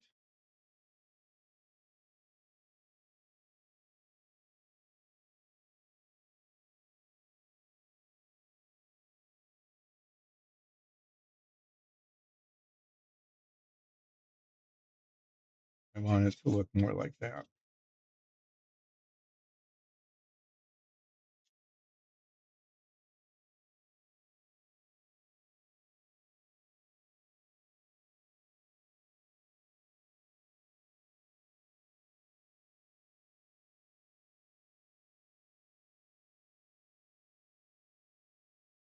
There. No, it looks more like I want it to look. That was that was worth the extra minutes, I guess. And you got to see some painting on painting with Dyson Dungeons. Well, thanks everybody. Thanks, Aman. I hope you survive your 6 a.m. to 6 p.m. shifts this week. Look forward to hearing from you on Wednesday to see what it's like after 3 days. And I'll be back with just little odds and ends. Maybe then, well, yeah, not knowing how things are going to go, I am going to try to remember to get some pictures of a scarlet macaw so I can get a sense of the color scheme for the, the soon to be very brightly colored Stegosaurus. But thanks everybody. Thanks for joining in. Signing off a little early today because there's really nothing much more I can do while I'm waiting for things to, to like dry, basically. The wash is just taking a lot longer to dry than I kind of expected it to. On Wednesday, I'll wash the face again to further highlight the crevices and creases. And then later on in the stream, after that dries, I'll do the feet and the arms and the back. Okay, all of this gray. And then after that dries, I'll touch up the red, like there's spots there that need to be touched up. And maybe a few places, who knows. And then I'll just say, well, there, I'll put the nose and the tail on, and that'll be the end of that. So see you on Wednesday. Thanks again. Take care.